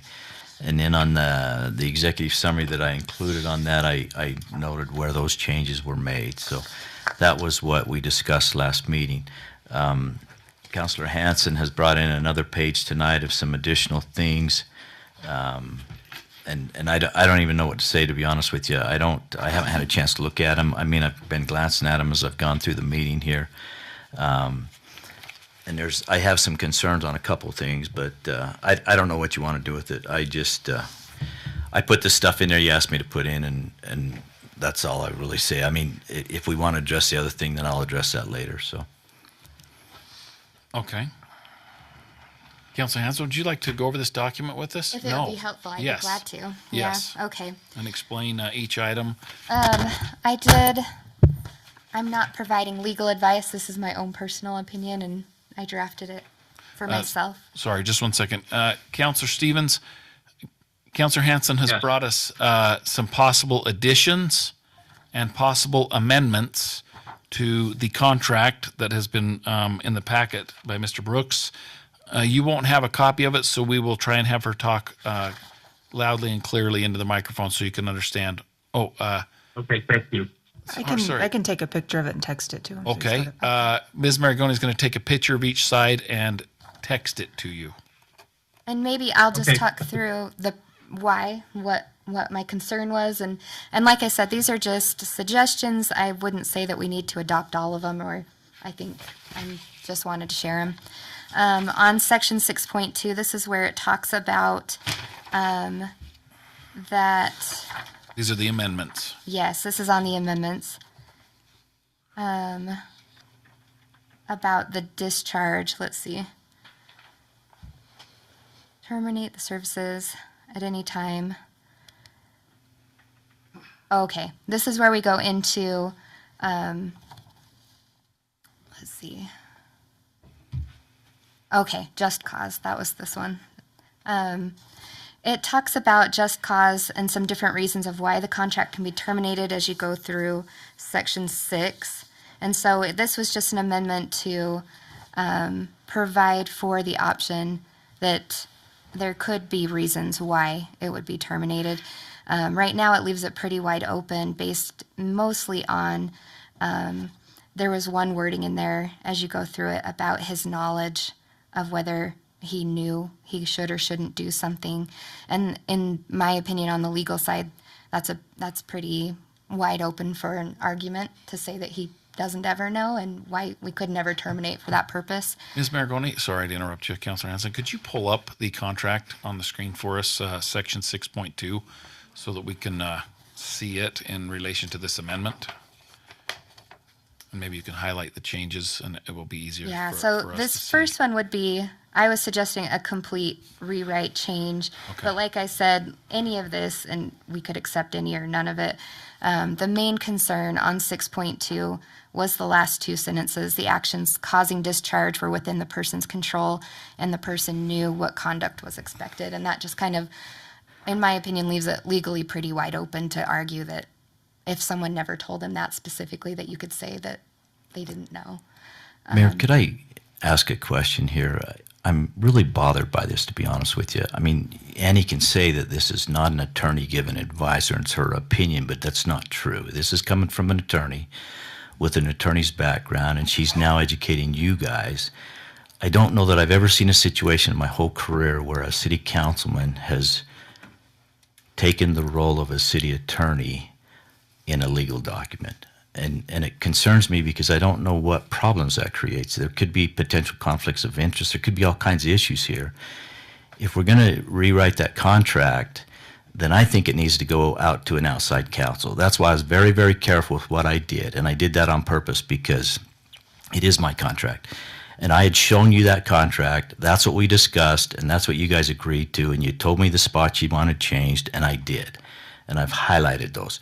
Now we're deviating from that. I mean, we may or may not. I mean, there's parts, I told you that last time that I don't like this contract, but that's what you have. And that's what you had, that's what we discussed, and that's what we debated. There's parts in there that I would like to change.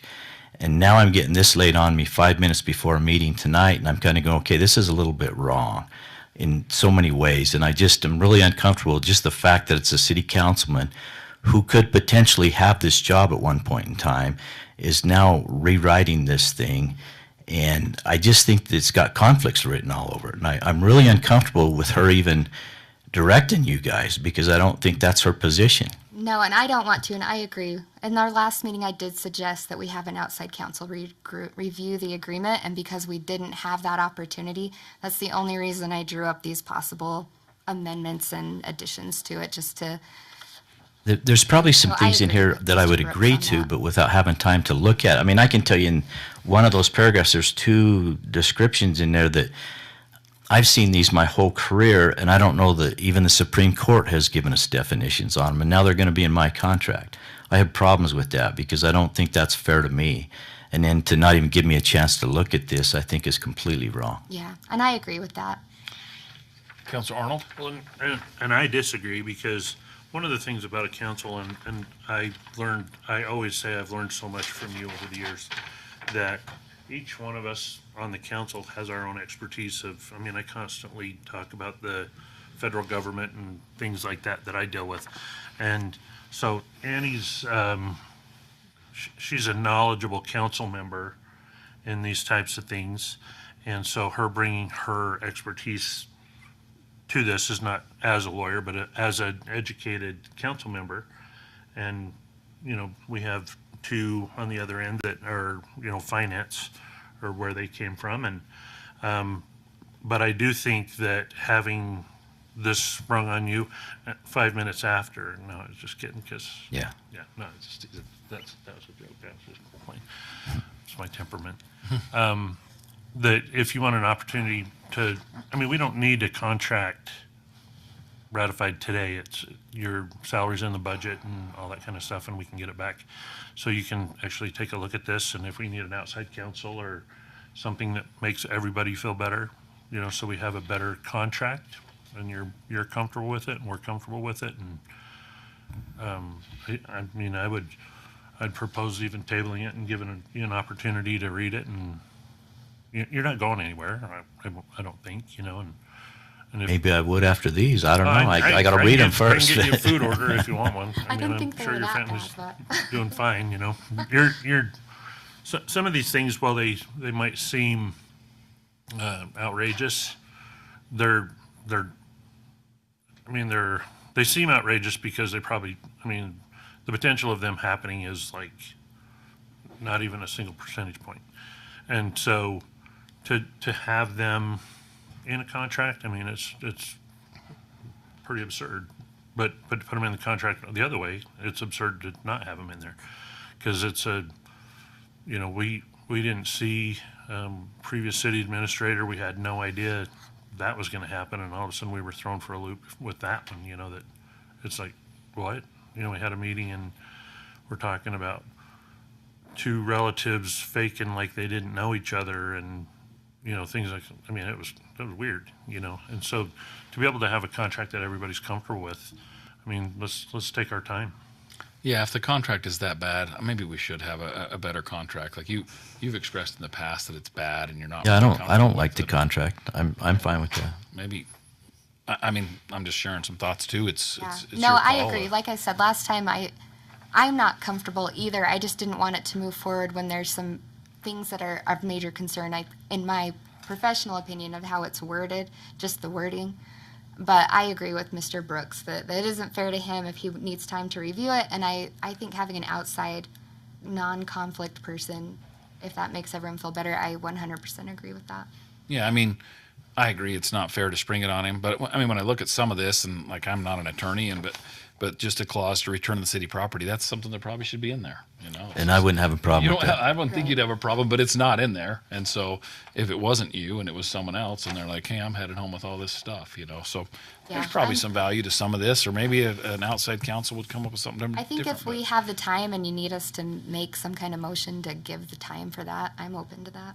But we do have several other council members that may have opinions, and I'd love to hear No, from I any of appreciate them. the discussion. I think, from my perspective, feel very much the same. I know you, Mr. Brooks, you've probably been thinking about this for some time, and it came to us the last session, and it kind of pushed through pretty quickly last time we met.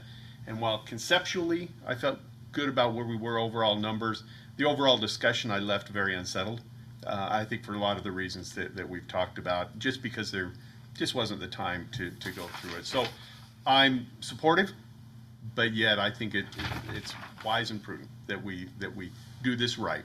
And if you're open to that, I would prefer that as well. Councilor Anderson? I would concur with what's been said.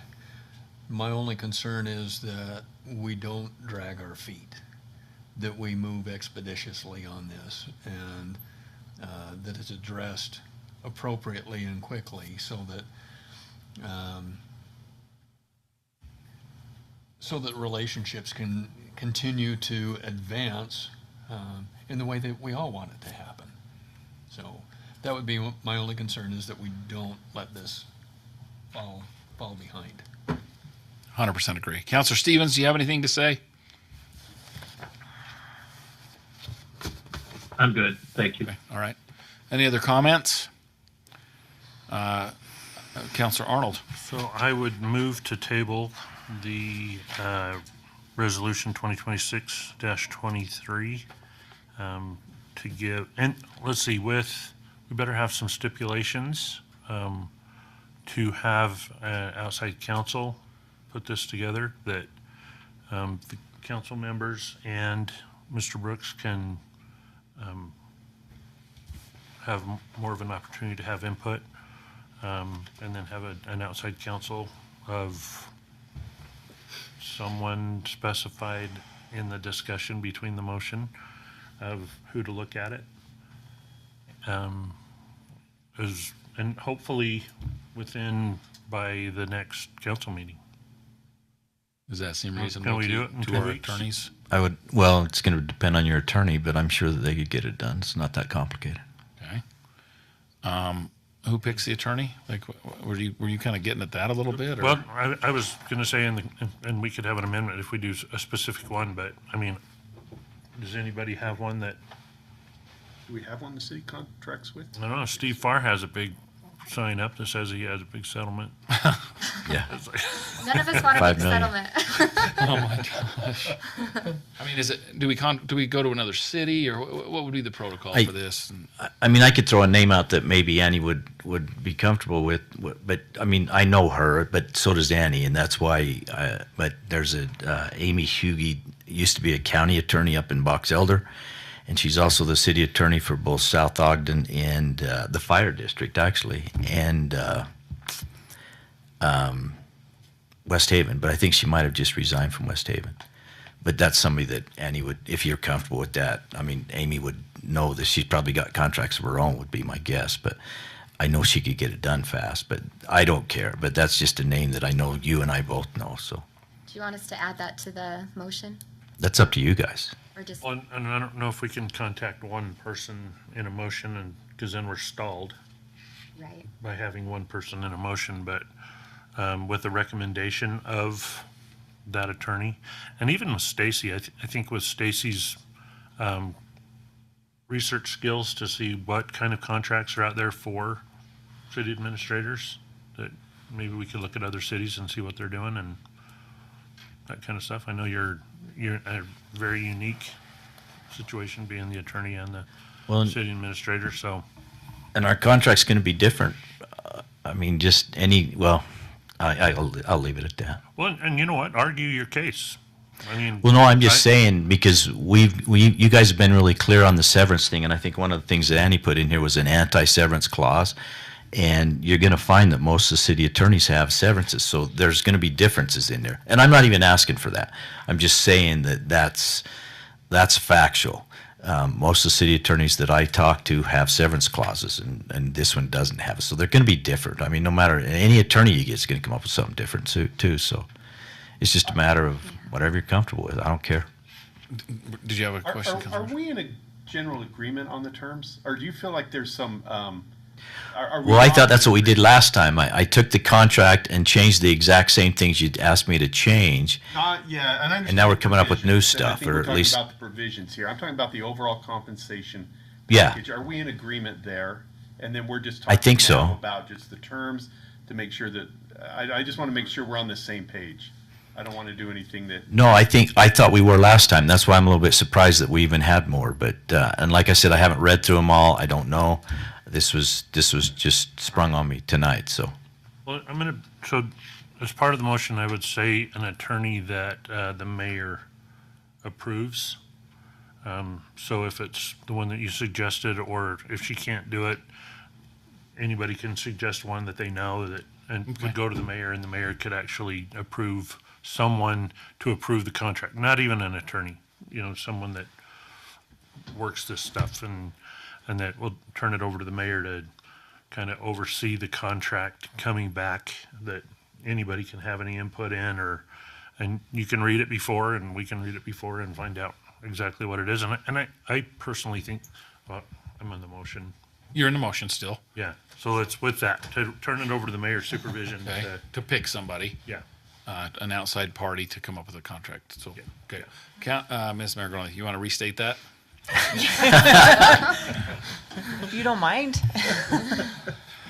This So- is what I got. No. Okay, from what you said. You move to table resolution 2026-23 to have an outside counsel review the contract and to give Mr. Brooks and city council time to have more input. Contract to be reviewed by outside counsel by the next city council meeting. Outside attorney to be agreed upon by council and Mr. Brooks and approved by the mayor. What was about Mr. Brooks, when you read? The last part. Yeah, very last part. Outside attorney to be agreed upon by council and Mr. Brooks and approved by the mayor. Okay. And I'm fine with that, except for the by next meeting, because as soon as possible. Because I think, we're coming up with the Within- holiday. within I think the 4th of July is 60 before days the or next within meeting. 30 Just in days. case we get some sort of Yeah, issue, but it's in everybody's interest to get it as fast as possible. I agree. So if I just take that out? Please. Okay, so we have a motion. Is everybody clear what the motion is? We have a second. I'll second. Okay, a motion and a second. Discussion on the motion. Counselor Hanson? I would say that the council, as I think if we can entrust that to the mayor, I think that might speed things along between him and Mr. Brooks to select an attorney to move it forward. And I just wanted to clarify, I wasn't trying to change anything other than to fix some of the wording issues in there to clarify. And I'm open to whatever comes back on that. I was not trying to remove a severance clause. I just wanted to clarify it because it was a little unclear on it. But I'm okay with the mayor just helping. I had a procedural question. So are we going to come up with a contract and then it's going to come before them and they're going to maybe dice it up a little bit? Or like, what's the procedural way that you guys see this happening? And we're in discussion on our motion right now. Like, we get a contract and we bring it and they say, no, we're not doing that. Or you say, no. well, what if you gave me some time to talk to Annie, just for some clarifications on some of these things, and we could maybe just go with what we already had with some additions, as long as we're in agreement on it. I'm fine with that too. I just want to look at them first. Yeah, that's fair. Saves us some money. And if that doesn't work out, then we can seek counsel. Yeah, if because we I can't really agree was on just that. trying to fix some of those things that you'd already mentioned that were kind of weird. And I haven't looked at this, but I like that one clause that I actually did look at. So there's probably some value, but And just, I think with the pay that you're getting, we're buying that severance clause. I mean, I'm not asking for that, Alan. That's not even on discussion. Yeah, you've done a fantastic job, and I have a problem with the amount, but you've done a very good job, and so I can't say, you're not worth it. It's just I'm a penny pincher, and so anyway, just you don't have to defend it or anything. I'm not. The only reason I even bring that up is because it's almost a forewarning to you that if you dig your heels in on that clause, I mean, I've sat through one of these panels that was specifically for this, and if you did that, you may not get very many good quality candidates without that clause in there. I don't care. To me, it's not a big deal. I'm too close to retirement. I could walk away from this. I'm not even worried about it. But they won't. And it could affect future hirings, is what I'm saying. And that's why I bring that up, just because it will probably come into play. I think that came up with, was it Bill? And it got a little bit heated. I remember that. And, well, I'll be careful with what I say on that, but that could have been a deal breaker for a lot of good candidates. So do we want to vote or amend? So I think it would be great if we could maybe amend the motion if everybody's amicable to that, or we'd have to vote no on it, I think, because it talks about. And I would be. You're ready to fine amend with the that, and amendment. just let's Yeah. have them try to work out. Counselor Hanson and Mr. Brooks can get together, and I don't want to put words in your mouth, so you can just say Well, what your motion and is. also, I mean, to Bart's point, to not haggle this out in an open meeting. I mean, it would be better to have a contract that everybody's kind of read, and, so we're not saying, hey, open city council meeting, and we're like, no, on this and that. Yeah. Fighting over. No, I didn't want to see that. Yeah. So is it okay if the council contacts Annie individually with any concerns or things that they would like to see in it? Well, nobody raised the issue, Go through but you. I think, I think she and I could come up with an agreement and bring it back that I think everybody'd be happy with. I don't know if Okay. it's that big a deal, but. Okay. I agree. I think that's probably fine too. It saves us a little bit of money, and the two of you could come to something in the center. Yeah, I mean, don't there- think we're at odds. I think it's just talking through the wording. Yeah, I didn't Well, get that, the parts that I glanced over, so. I think it's inappropriate for the council to be working through Annie. That'll be Yeah. seen as a. That's where, It that gets a makes little me, bit scary. as your city attorney, that makes me nervous. Right. So, Right. But there may be some stuff that has to come up next meeting that gets kind of hacked out if they haven't had any input on it or feel like they. I mean, if they had something, they could. They could tell reach you. out. Yeah, send me an email. That's fine. Maybe reach out to Mr. Brooks if you have concerns. Okay. That's probably more appropriate. Counselor Anderson? I was just going to say that we've got a motion and a second. We probably should vote on that. Yes. And then if that's a no, depending on the outcome, then amend however we're going to sort this out. And I think we are in the process of amending the motion. The I motion. amended, motion. did the second agree with the amendment of not Who going was the through an second? attorney? You were the second? No. I was the second. You were the second. And Okay. I'm fine with that, but I just was Okay. thinking for further clarification Yeah. that it. So he's amending his motion to just have Annie and Fine Mr. with Brooks that. work it out, and the second is fine with that. Okay. Any other comments or questions or discussion on the motion? Ms. Maragoni, you please poll the council. Can I just make sure? Yeah, let's clarify the motion. I'd be grateful, thank you. Please. So for an amended motion, I just have move to table resolution for Mr. Brooks and Counselor Hanson to discuss and come to agreement before bringing it back to council. That's fine, because the actual, that- the actual motion is to table it. Right. Yeah, We typically don't, say what's going on. It's tabled before the council, yeah, so. that's true. There's no specifics in, because once it's tabled, it's off the It's tabled. discussion. Okay. Okay with that second? Yes. Okay. So mainly we're having a motion to table. Okay. All right, Ms. Maragoni, now you can poll the council. I was fine with that, yes. Counselor Richter, Yes. Counselor Arnold, Yes. Counselor Hanson, Yes. Counselor Stevens, Yes. Counselor Anderson. Yes. All right, that item is now tabled, and we will bring it back as soon as possible. We've already taken care of item 17, so we'll move on to item number 18. We are 2 hours ahead of schedule right now, so discussion and consideration of Resolution 2026-25, adopting an updated city logo. Mr. Cooper. Yes, thank you. We'll go quickly. This is simply a proposal to refresh our existing logo.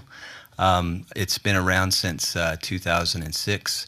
From my understanding and talking to Mr. Bruce Barrows, who was a spearhead behind the original logo, he's in favor of this refresh. I wanted to make sure that he had some input. It obviously represents our city well. It's worked well, and so there wasn't a need to rebrand in the true sense of the word, but I think there is, and I'm proposing to you the idea that there is a need to refresh, to bring what is a dated logo. It's 20 years old. The typeface, the mark, those kind of things are dated, and so it's just an attempt at keeping the elements that have been working for us. The river, we've added some mountains to kind of give a better indication that is a river instead of how it's laid out now. You can see that the orientation is the same in terms of the R in the shape of the river. The typeface is a little bit different. Colors are the same. It gives us the ability to do a couple of things. This is called a lockup, meaning that you've got your mark, which is the circle, and the word, which is the word mark. Right now, we don't use our logo independent of each other. The mark and the word has to always go together because of the way it's connected. In this case, you could separate that mark from the word and use just that mark in different ways. So think of Nike. Nike has two logos, really, the swoosh and the word Nike, and they use that interchangeably in different formats and in different settings. And so it's things like that that give us more flexibility without losing the essence of the brand that we've been building through this identity over the last 20 years. So in the packet, I've just included the what is being proposed as the official logo. I've shown it being used in different types of media that we would use. When the mayor saw this, he asked me to look at an implementation plan, as did Cody, in terms of how this might be implemented, because rebranding can be a massive, massive deal. It also can be a scaled endeavor. So I hope you've taken the time to read that. It talks about going through a process of digital implementation first. That's really easy. So signature lines in emails, all of our forms and letterhead, and things that can be easily transitioned without a lot of cost. As we replace apparel, logos on vehicles, big things like signage on the city's streets and parks, those things don't have to be done now. They can be implemented. And in my proposal, I put over a 3-year process as we look at those things. So that's really the proposal. We talked about it as staff. There was some good feedback there. As I mentioned, I talked to Mr. Burrows about this, and he was in favor of it.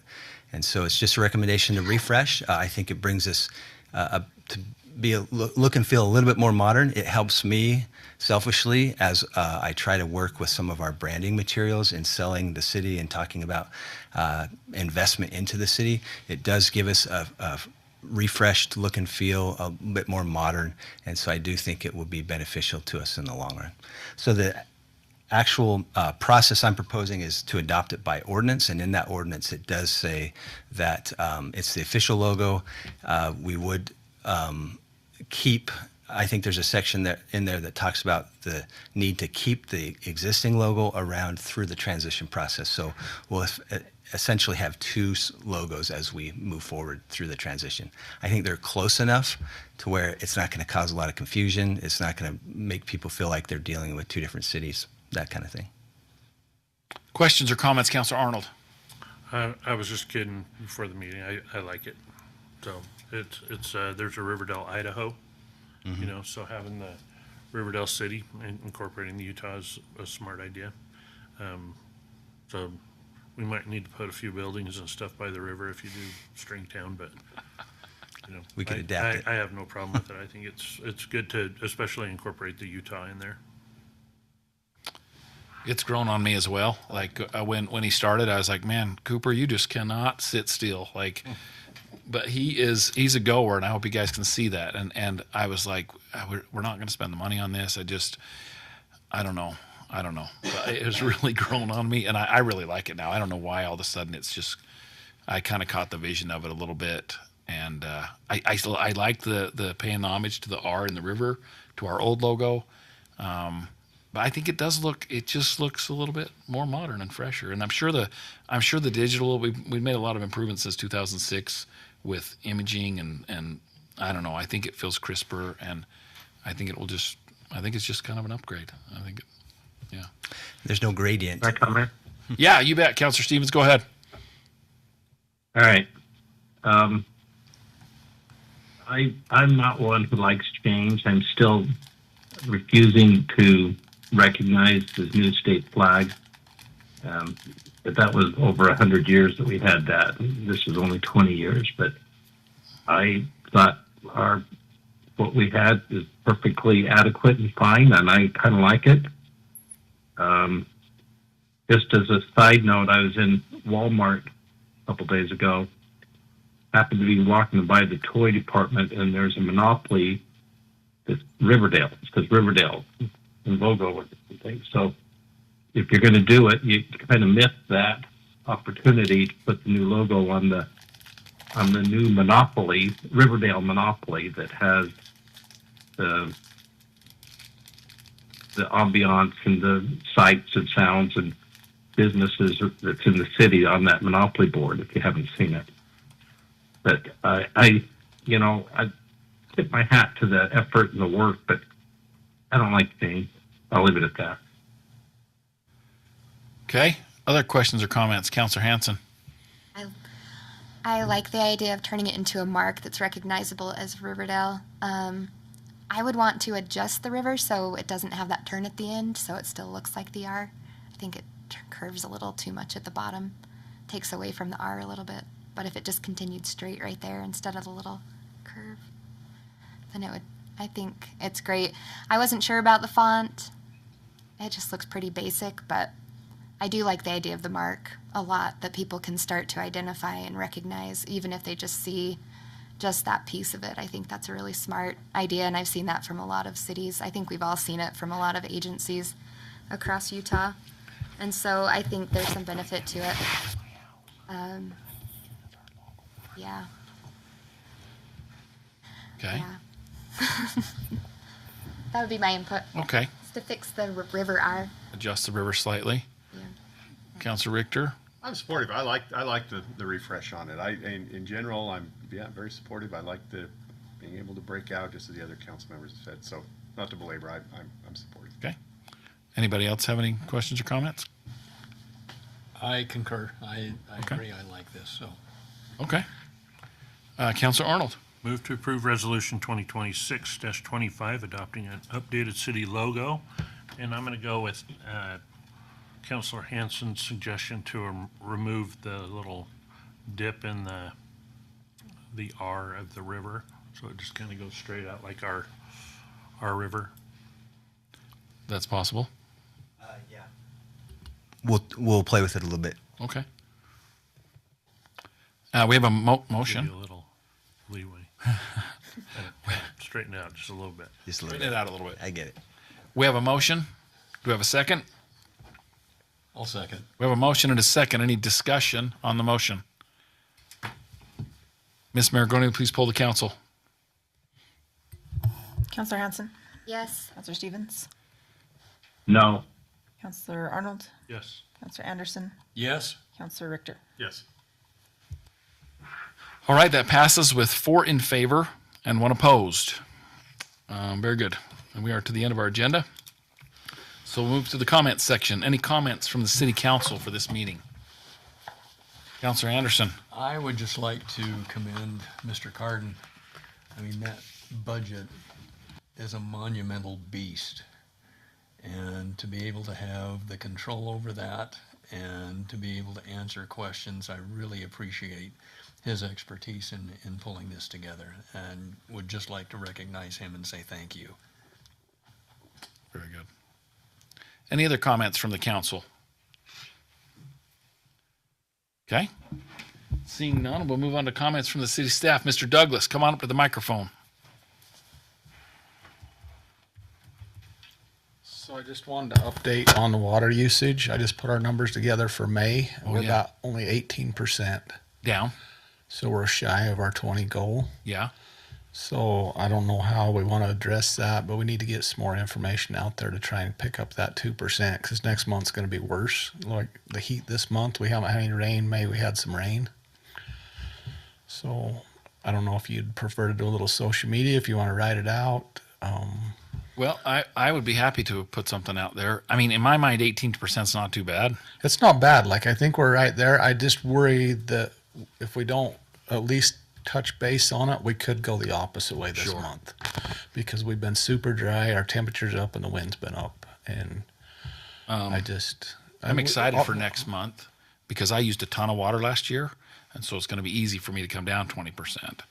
I mean, that might not have the right attitude, but like, you know, I don't know. That's all we're asking. Yeah, I like, can come is down less than 20% last next year, month, right? I think. There's that one. And if you want to just get with me, maybe we Yeah. work something together and just put Yeah. the numbers together. We did good last month. We was over 20% last month. So average wise, we're going to be I think we're doing fine okay so far. They're predicting a little bit of a monsoon, I think, this year, maybe. And if that kicks in July, that's a big help. Last year we got nothing in July. Yeah. Like we was hot all July. So I think we'll be okay. I mean, they're trying, like you can see that. And if you paid attention, you didn't have to burn your lawn up. Like you can keep it looking okay. Maybe not perfect, but it's been okay. Yeah. Parks are pretty dry. If you've been to the parks, they're showing it. But we're meeting the goal in the parks. Yeah. And I appreciate the update. I was kind of scared to ask. Yeah. But I'm glad to I hear. knew you was, so I just thought I'd But say I'm glad it we're at here. 18. Yeah. Is our billing software or something like that able to put last year's usage by this year's usage? Because It's on there. It's on there. is it? Yeah. That new little program won't show it though, but it shows it on the billing On your side. billing, the billing you receive, it has the last year compared with this year, so you can look on there and see it easily. Just for the 1 month. Yeah. And if you go on Express Bill Pay, it's even better Yeah, than it's our way more utility detailed. bill. I'd like So- to ask success with the new app. I've tried logging into it, and it doesn't like me. Oh, I like it. I really enjoyed it. I can't get it to. You have to put in your address exactly as it is on your bill, and you have to do the service address, not the mailing address. So in most cases, you have to spell it out, and like on Ritter Drive, it's like West Ritter Drive, but it should be on your service bill. If you'll call me, I can help you.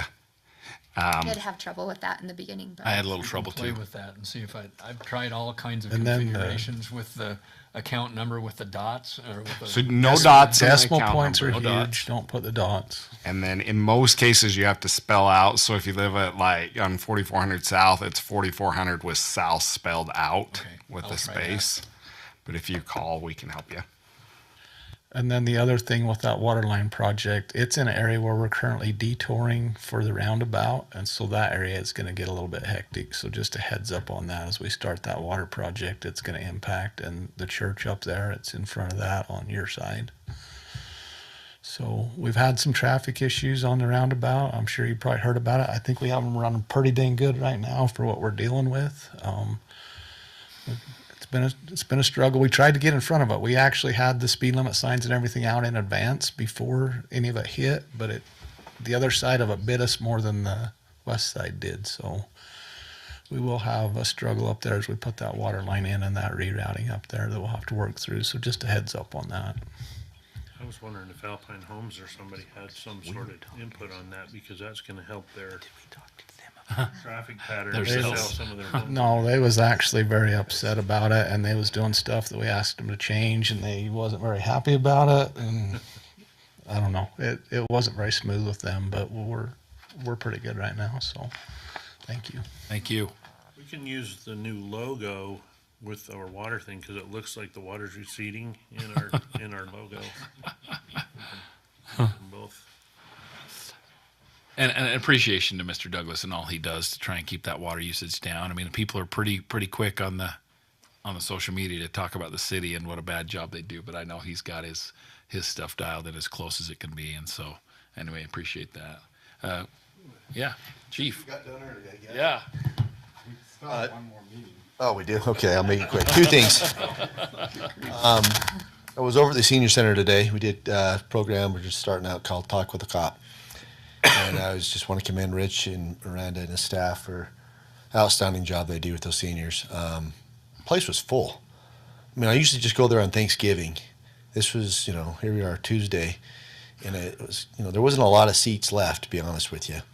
But they do a great job, and the care and compassion as the staff interacted with the seniors, I was just really impressed. And as I talked to a lot of the seniors, a lot of them were Riverdale residents, but there's also a lot from outside jurisdictions that come in and use that center. And so you know, I think it's a great thing that we have it. And like I said, I was just really impressed with this staff, how they knew all these people by name.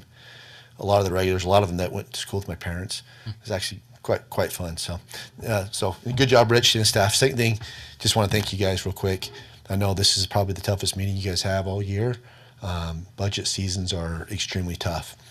And I know you guys have the best interest of the residents and the employees, and we all have the same mission, which is to provide the best service we possibly can at the most cost-effective way for our taxpayers. So I know you guys probably lose a lot of sleep, as does the staff, especially Cody crunching all the numbers, Steve giving all the direction.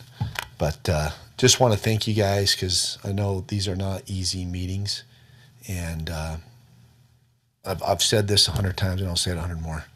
I feel grateful, and I know the rest of my staff and everyone else here is grateful to work for Riverdale City. And it's because of you guys and your service that you do. And so just want to thank you. That's it. Thanks, Chief. Mr. Brooks. As I was sitting on a plane flying to Colorado Friday, Michelle had sent me this packet, and I was looking through that thinking, I remember when we did the first budget packet when I first started here 21 years ago, and we had that done in less than an hour. It was like a piece of cake. And then you look at this, it's almost a ream of paper when Cody prints this out. So this one was a nasty one, but I apologize if we talked about this. We were over here talking earlier, but how many of you have seen the video about the bridge and stuff? Did we talk about that to you guys? And that Casey had put that thing together? Okay. I just didn't remember if we had or not, but I just wanted to give him kudos because he does such a good job with those things. He's always, we just kind of threw that out almost as a joke initially, was to say, hey, do us a video here so we can watch this and have fun with it and stuff. And if you saw it, you can see how good he is. He should be a movie director rather than a chief of police. Since But how we got done early, can Michelle pull it up? yeah, pull it up. To watch it? I love the public works part. That was a classic. Yeah. Sean's one of the stars for sure. Sean, Yeah. a 30-pound fish, if he did Yeah. this good deed, that good vibes would come his way. What did he catch? 30-pound fish. 30-pounder, huh? But it's the backhoe when that comes flying out, man. That's a classic there. That's a good one. That was funny. It really was funny. We're all going to watch your password. Wrong computer. It's password. I don't know. Everybody in the city uses password. Right, Cody? And I got a call bright and early this morning from a commissioner, our favorite commissioner, and he couldn't remember what he called me about. This is like at 7 o'clock in the morning. I said, you're going to try and give me that damn bridge, aren't you? He says, oh my gosh, that's what I called you for. I said, I'm not taking it. We're not taking that bridge. It's yours. We're not taking it. Yep. I said, you didn't even help me pay for it. So Right. for those that don't know, that's in unincorporated Weber County. And so we don't ever want to take that back from, because then we're responsible for it more than we are. Then Sean would have to plow it. So And we'd have to repair it. yeah. Yeah. Which hopefully it won't need for a long time. But Okay, so you got a login for this thing since how much, do you know what your password is? I think it'll pull it up. any other city staff comments? We're here. You know, just as an FYI, Brandon just got this today, notice of it.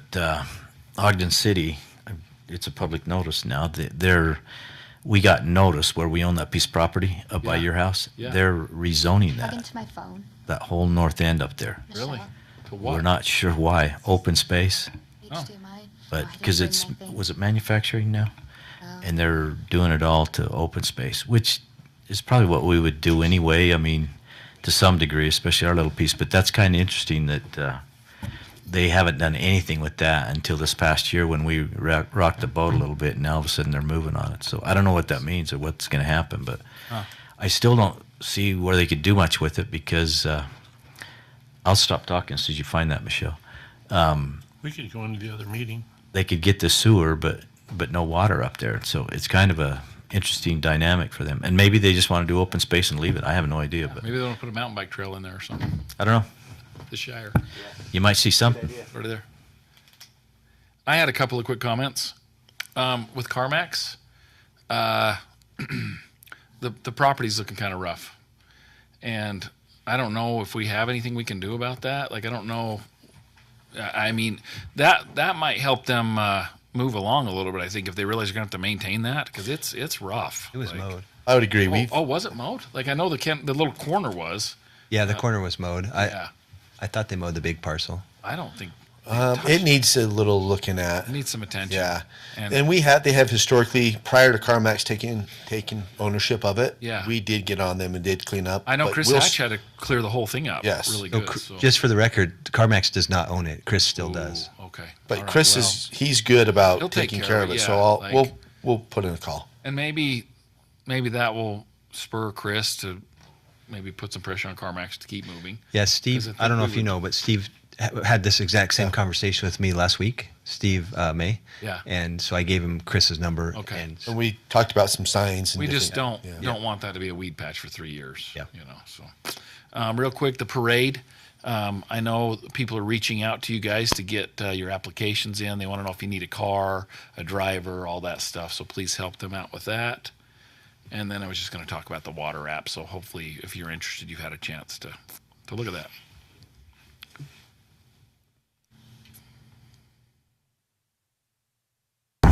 Hey, where are you headed? The 4400 South Bridge is opening.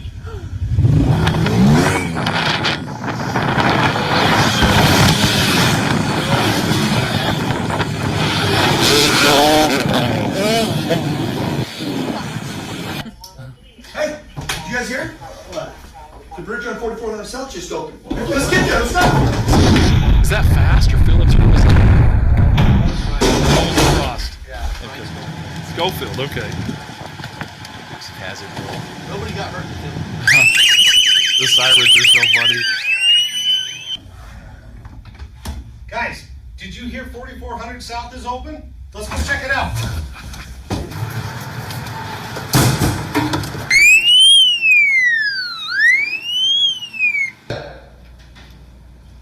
Hey, let's go. 4400's open. We gotta get them bridges open.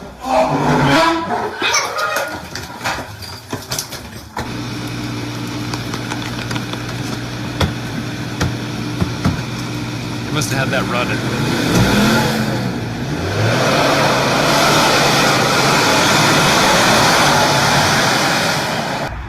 After several months, we're excited to announce that the 4400 South Bridge is finally reopened. We want to welcome all the residents of Weber County back to Riverdale. Traffic throughout the county should be better, especially on Riverdale Road, 31st Street, and 4400 South. With that, we welcome you all back.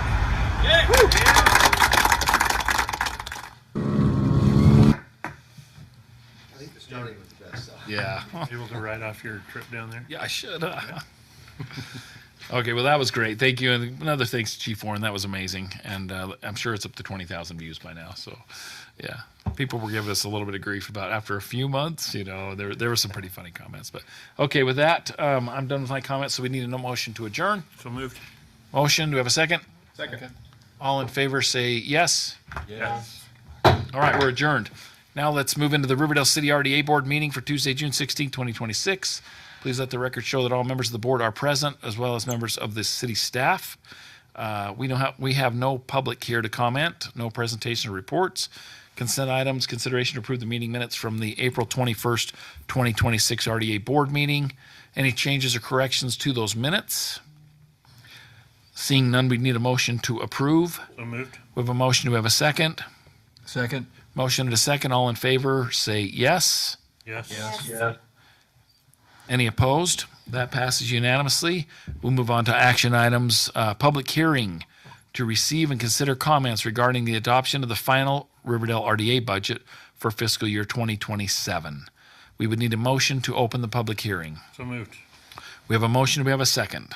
Second. We have a second. Any discussion on that motion? All in favor say yes. Yes. Yes. Any opposed? The public hearing is now open. Seeing no members of the public, we would need a motion to close the public hearing. So moved. We have a motion. Do we have a second? Second. Motion and a second. All in favor, say yes. Yes. Yes. Any opposed? All right, the public hearing is now closed. Action item number 2, consideration of resolution R 2026-02, adopting the Riverdale RDA budget for fiscal year 2027. Mr. Carden. So I don't have any comments. We didn't make any changes since the tentative budget. If anybody has any questions, I'm happy to answer them.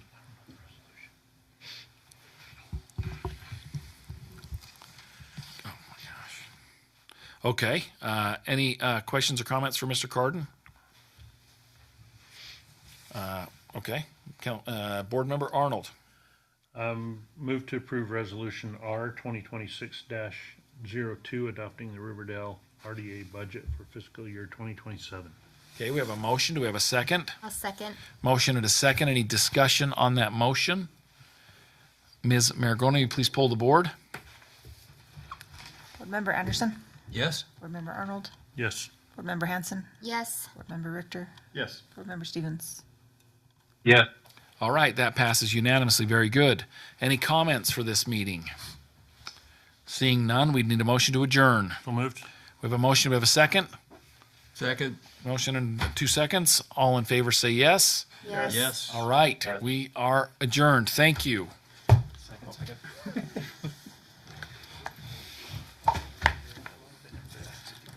We didn't even have to take a bathroom break. We powered through.